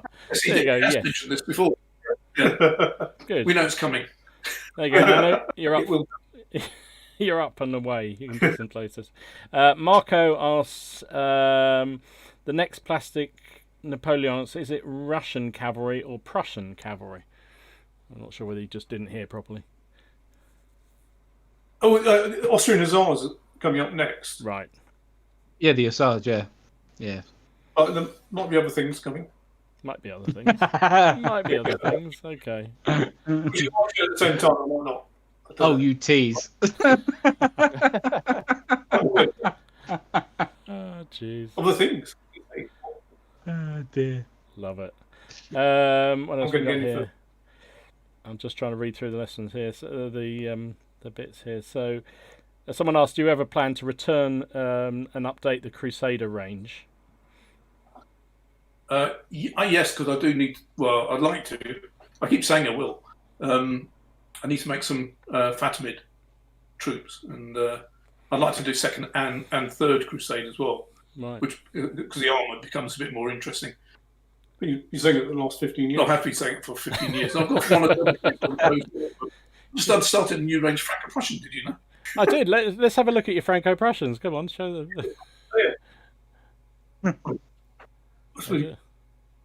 They do look good. Let's bring them in a bit. There we go. Yeah. That's it. Man down. That one. Oh my god. I have visions of you two playing with your stick figures on the top of the tabletop all those years ago now. Yeah. Oh, yeah. 50 years ago. Throwing marbles at them and all sorts of things like that. I know. Yeah, we did. Yeah.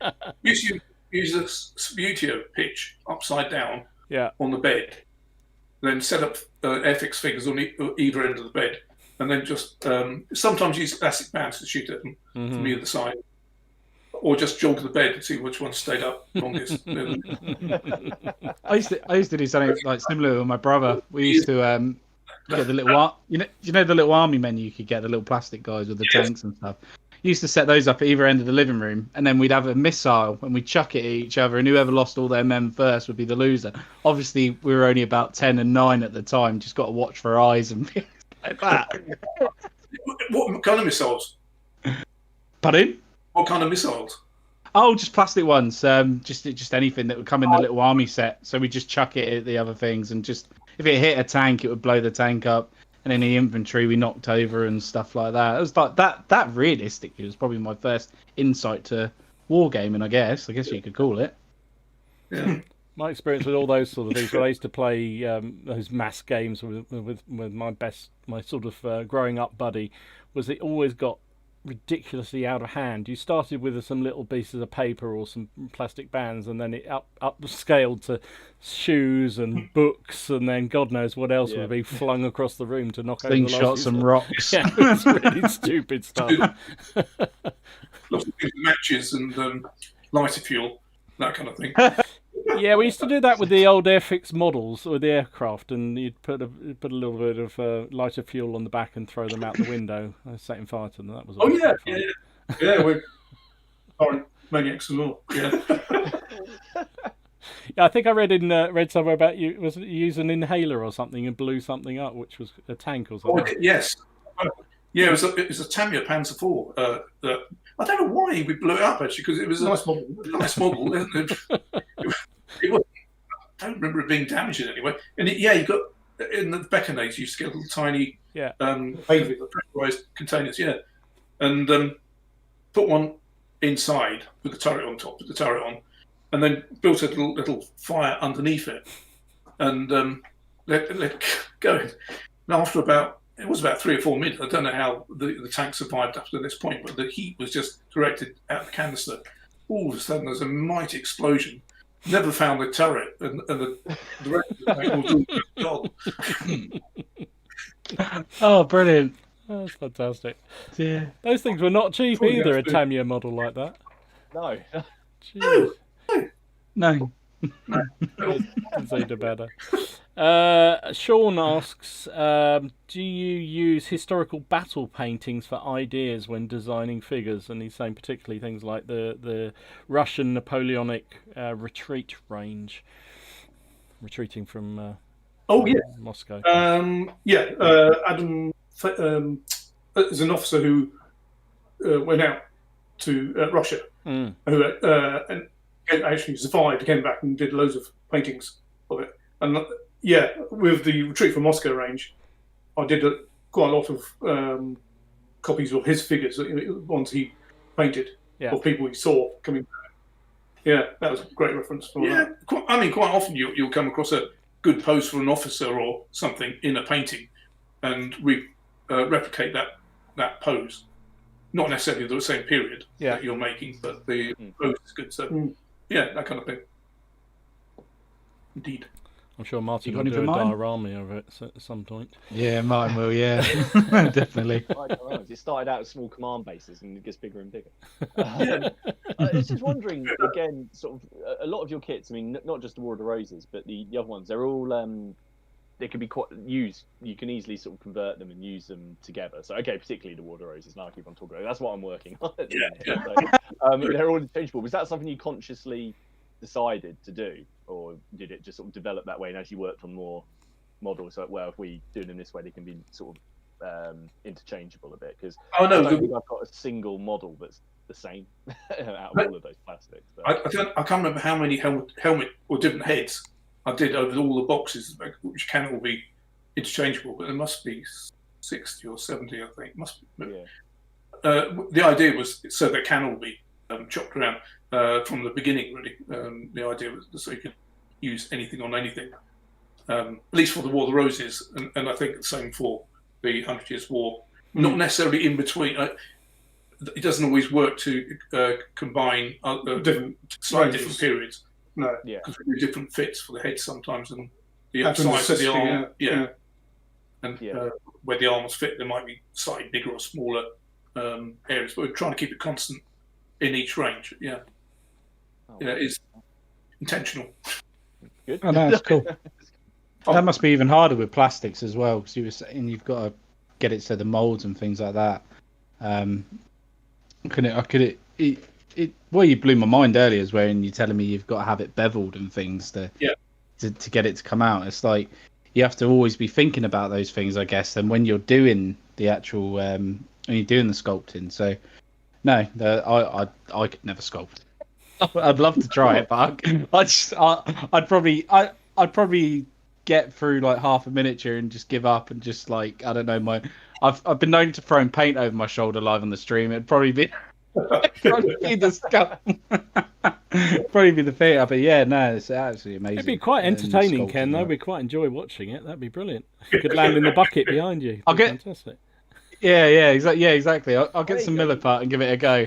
Well, you've done your little terrain challenge. You should do a sculpt challenge. There you go. Here you go. Yeah, look at that. Yeah. Good idea, Martin. I like it. Let's land in it. Cheers. Yeah, it's going to be right in it. Experience though. It's early on in sculpting, half of the thing is perseverance. Just to get a lot of sculptors, go halfway and making a figure. And they go, oh no, that's awful, and they put it to one side and don't pick up again for weeks or something. Or some people just never try again. But no, it's just keep at it. It'll get easier a little bit day to day. Yeah. So if you're going to tell someone, sorry. I'm just going to call it knife. We've actually still got to drop off orders at Perry Minch's. We've got you've got to do quite a bit of Perry Minch's when you get home. So. No, really. Time night. So you have to say, no worries. So I'm going to go, but I'll carry on. He's going to carry on. Lovely. Thank you. Lovely to have you, Alan. Thank you for joining us, Alan. Thank you very much. Appreciate you spending your time. Cheers. See you again. Cheers. Take care. Right, now we can talk about. Now we can really talk about him. Now the real inside scoop on Alan. Come on. Right.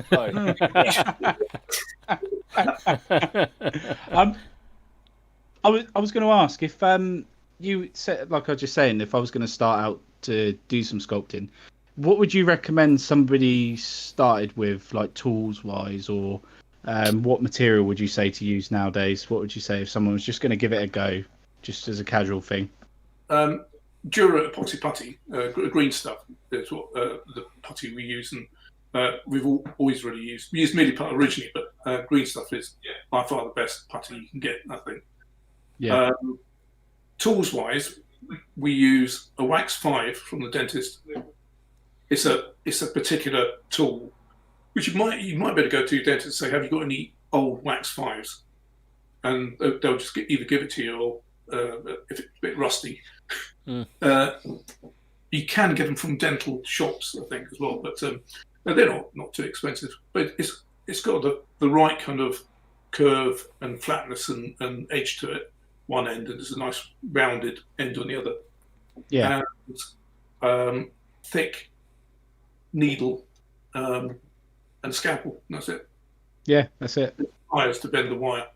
So you have to build an armature first. Yeah. And then put that into a cork, and then work putty on top of that just to build out the bulk areas, the chest and the legs. Don't make the arms straight away.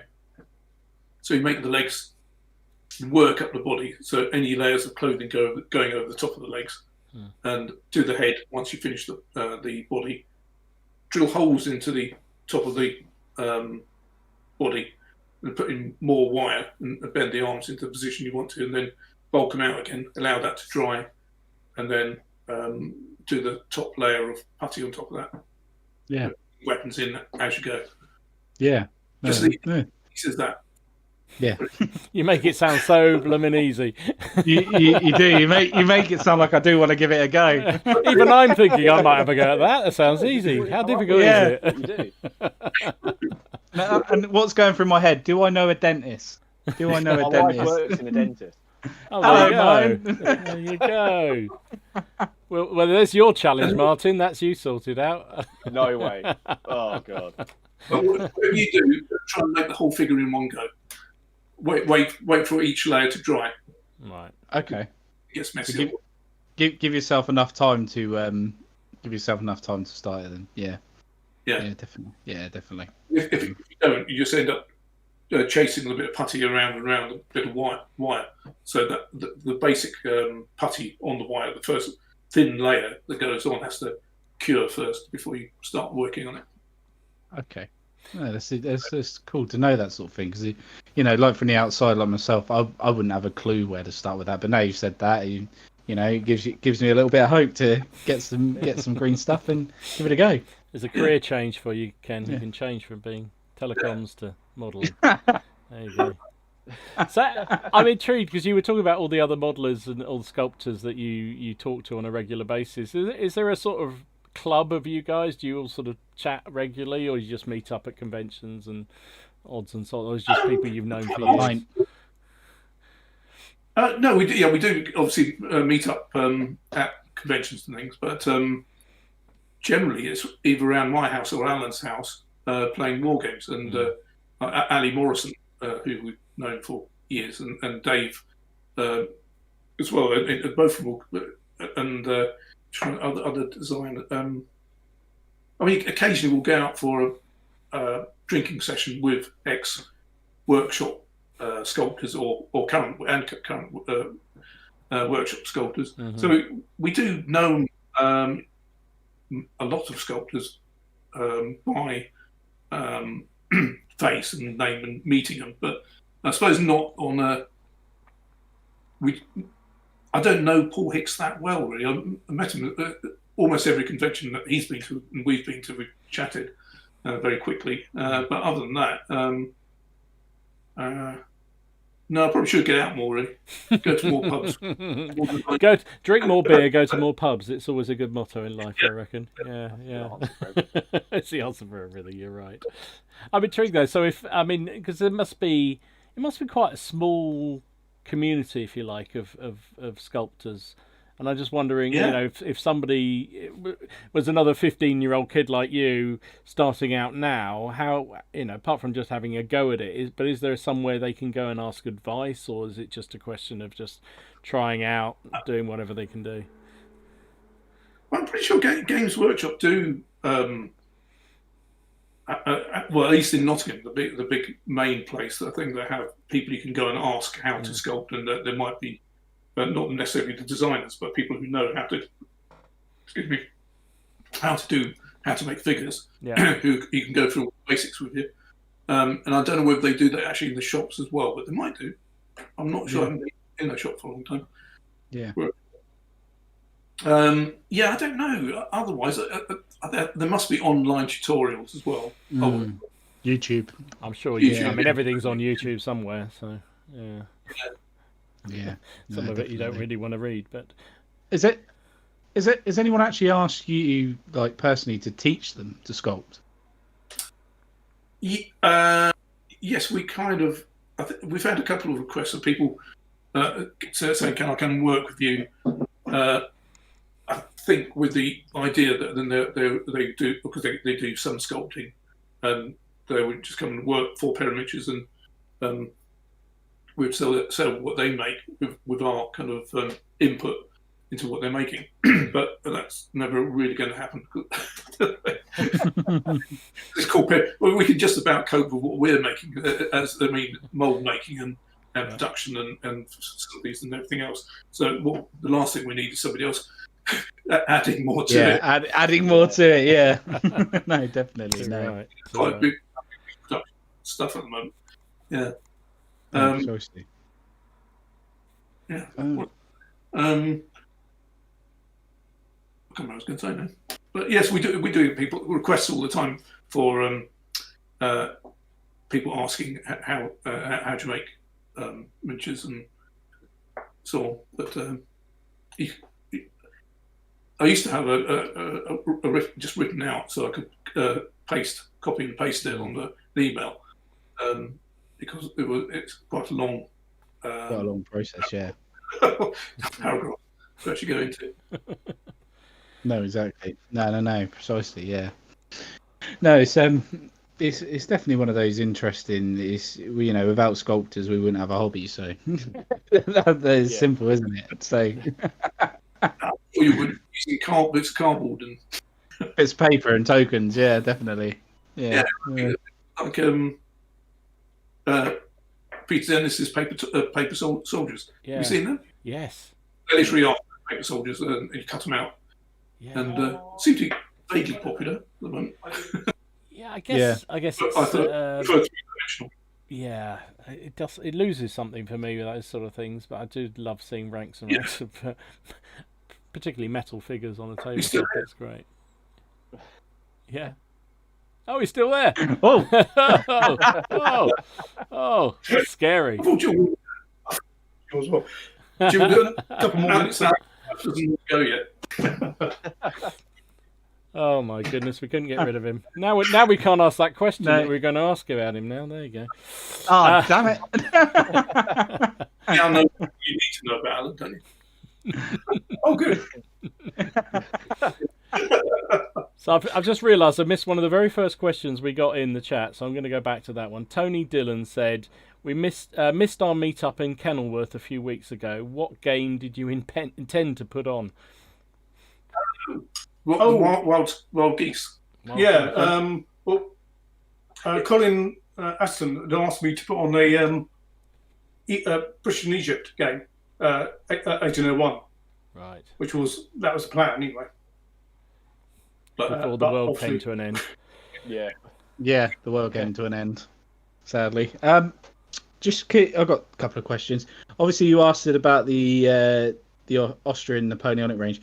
He said, "What about artillery? Are you going to do any artillery for the Austrians?" Artillery. We already do quite a lot of artillery in metal, but not in plastic. Not yet anyway. No. Yeah. I don't need to at the moment because there's about 6 codes in metal. Yeah. No, that's fine. And I can't remember if you asked this, if someone asked this earlier, but he asked, when you were at Games Workshop, did you ever get any freedom when you were like sculpting, or did you have to keep to a set parameter that Games Workshop said you had to do? Yeah, freedom at the beginning. First, fairly free. The first couple of years, maybe 3 or 4 years, possibly. Yeah, we had quite a lot of input into what we were making. And then became bigger and bigger and slightly more not corporate, but they're producing magazines and rules and everything else, so everything had to tie down before the figures came out. And they had a number of concept artists working by that stage, working out what the range would look like, and we copied those designs. But we were mates of them anyway, so we could always add bits or kind of suggest things, and got in sometimes. And no, that's cool. No, that's good. That's interesting to know. So yeah, have you got anything else you wanted to ask, Martin? I've just dropped him right in it. I think he was talking to Haley there. I could see. Passed a drink at the. There we go. Yeah, she's here. She's just been past me. Hang on, she's going to stick her head in. There you go. That's my opponent. Yeah, got the drink on. She's been to get booze. So. Good. We need booze. Yeah. I was just going to say, well, we talked about this last week actually, and we talked about sort of burnout with sort of painting. Do you ever find sort of with sculpting, you ever suffer from a bit of sort of burnout and you need to sort of step away from it for a few days? I mean, it must be different if it's your business, obviously. But well, actually, what I do is I used to do a couple of days sculpting.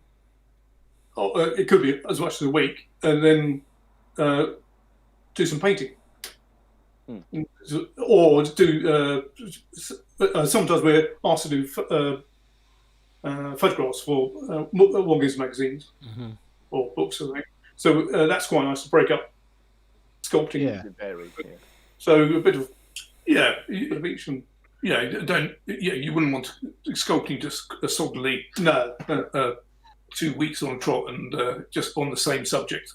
That will get a bit too much, but you always break it up with something else. And also, actually, when we do the plastic ranges, we normally put a leaflet in, which takes up about maybe a month of work doing the leaflet. Sometimes, depending on what's in it, we can get carried away and put quite a lot in there.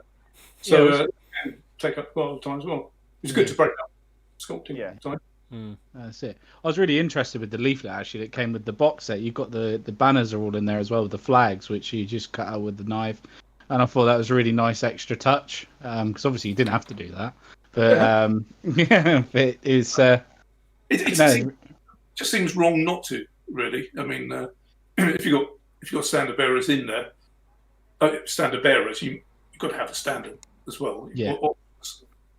As well, Yeah. as many as possible, and hopefully with more of the standards in there, you might think, oh, I want to do one with that, another unit with that standard. So might encourage people to buy more boxes. Sell another box.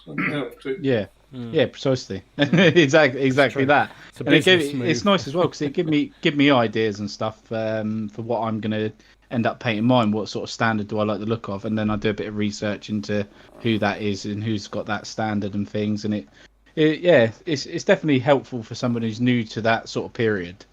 That information. Give you everything you need apart from a set of rules in the box. Bases and ideas for what colours paint and the standards. It's all part of the package, really. I don't think we could do a box now that didn't have those elements in it, really. People could paint. It gave me because I got the 1807-14 French set that you did. Oh yeah, just called Christmas, and so the leaflet in that is huge. And I was just going to use them as French, and then I had a look at them and it's like, oh no, I'm going to do Italians. There we go. So that's now because I was looking at the plans, like there we go. But so lots of white uniforms which are sitting there now just waiting. I just love that particular period of the French army and of the French infantry, and I knew when I was going to do it, there'd be quite a lot of uniform variations that I need to put into the leaflet. So I didn't really stop. I wanted to paint up all these units as well, and I have started. Exactly. It's a never-ending hobby. We all know this. It will never end. It never ends until you put in that big box. Yeah, if I die with a paintbrush in my hand, I'll be a happy man. There you go. So, I was going to ask also one of the questions that came up a couple of times in chat, and it comes up every time we show any figures on the channels and what have you. Is scale. Why paint your figures green? Well, yeah, there is that. Yeah, why the hell have you done a bloody green figure? Which I get abused about because bloody Ken, he made me get an orc army, so I'm sort of I've gone downhill completely. Anyway, get away from green. Scale, sizes, and figures. It's one of the things people ask all the time when you're showing figures off. How does it compare? How does a Perry compare to a Warlord compared to a? Is that something you look at? Or do you just do how you think it should be? Yeah, we just make the size of figures we want to see. The more elegant, kind of the taller the better. But there is an element of scale creep. Yeah, most of our ranges sort of creep up a little bit. Yeah. We're trying to keep it level. So I think that we are about 30 mil at the moment. But 29. But not to make them bigger, but. You can't help it. It does make the figure slightly more elegant if you make it slightly more proportion, which means everything is taller. That's what I always loved the Foundry ones because they were almost quite chunky, aren't they? They're a lovely chunky figure, and actually when you look at them raw, you think, oh my goodness, that's quite a big figure. But when they paint up so beautifully, and they fit in really really well, but they are a chunky old figure, and it always makes me laugh, and I love them for that. Foundry, yeah. Well, that's kind of the norm back then in the 80s to make kind of almost squat figures with big hands slightly too big, heads a little bit too big, and hands a bit too big, feet a bit too big, and gradually hopefully we're getting thinner and our figures are getting thinner and thinner, more in proportion. Yeah, definitely. Have you ever thought about doing? Obviously, you do the 28 mils, but for height, obviously human beings aren't all the same height, are they? So you do get shorter humans and you get taller people. Have you ever thought? Do you do that in your metal range or anything like that? Do you actually in the same pack? Yeah, within the same pack, for example. Yeah. No, not really, because with the head, often we make mannequins and the heads we add on afterwards. There's the metal mannequin without a head, and then you put the head on. So that can vary slightly in the size of the neck. Shoulder level, you don't really notice it unless you've got a lot of figures standing to attention, and you look up the line, you wouldn't really notice it. But and if we did any figures like that, it probably might do a little bit of variation in height, but that would mean making a new figure just to make that line look a bit odd. And, and every figure would have a bit of a belly on him, or every sixth figure would be that short one again. Again. It's weird though. We were talking about this a couple of weeks ago on the stream because people get really, really antsy about making sure it's absolutely historically accurate in terms of the dress and the kit they're wearing and all this. But then we all want them to be absolutely perfectly aligned height-wise and looking identical. And you think, well, that just doesn't make sense because that doesn't happen. But we all want that, right? And it's just crazy. But I get it from a manufacturing point of view. You can't really produce all the different variations. That would be impossible. No, you can do it, but it doubles, triples the time you're going to make. Take in the same unit or same pack of figures, and you get complaints. People would then write in, "This one, I've got a small one in this pack. Can you?" Oh God, yeah, that would even enter my mind. Yeah. Nice. So they send it back. You go and get another casting done, which means spinning the whole mould to get one figure out, put it in the envelope and send it off. So it's not worth it. Not worth the aggro. No, I can believe that. Maybe that's the cure for 3D printing. People can produce their little short, fat ones. Yeah, there you go. Yeah. That's a good shout. Are you guys? I've got someone here asking. Are you Perry Miniatures going to Warfare in November if it still goes ahead? Where's Warfare? Reading. Oh no, we don't normally. Although Dave Thomas might do if he's booked in and everything. That's so strange. That's my boss's name. Yeah. That's even weirder. Thomas takes all figures around the show. I don't know. Obviously, there's no shows going on at the moment, so he probably hasn't done much this year. But we don't know. It's down to him, really. He just takes our figures and we're not going ourselves. But I'm not. No, planning to. Are there any go-to shows that you must go to? That you personally love going to? Any go-to shows that a normal time that you would say, I'm definitely going to go to that show, or do you not bother? I always like Partisan. Yeah, Partisan's good. We don't. And Tactica in Hamburg. But that's for the beer, though, isn't it? You get a lot of beer there as well. Yeah. Yeah, very high quality game. Very high quality beer. Yeah. Things we don't do enough shows around we don't really go to many shows around the country. Really, we only really stick to Partisan and Salute. Obviously, Salute. But that's a kind of a short day, isn't it? Really, and you get cramming a lot in. And it's a long way to go, isn't it? Especially. The atmosphere's a bit odd in that it's a huge, great box of a hall.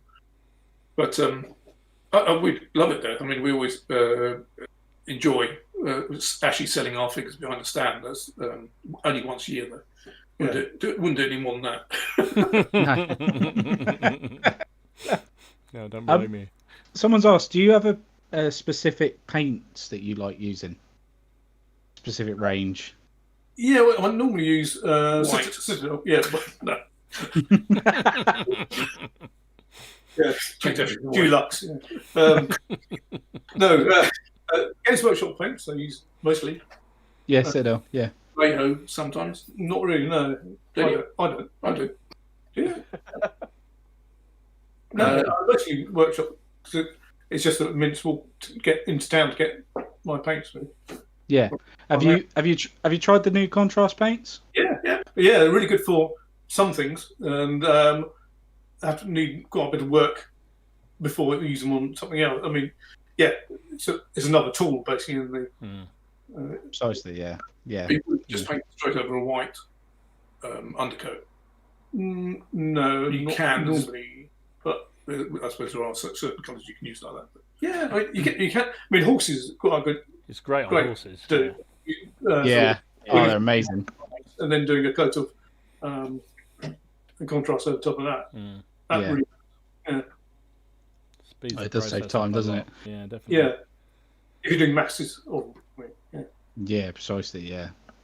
But yeah, no, it is coming up to 10 o'clock, which is our cut-off time.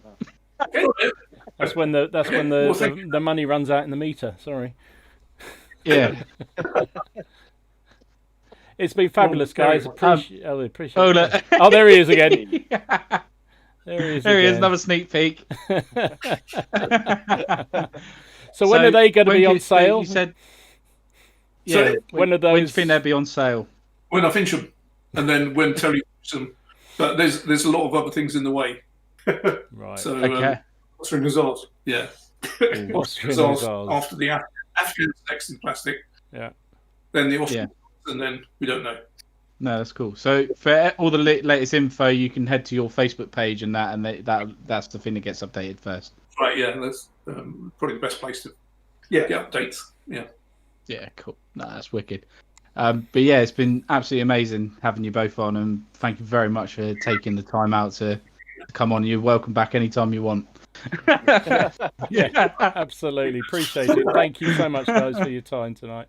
Really, really appreciate it. Yeah, it's been absolutely fantastic.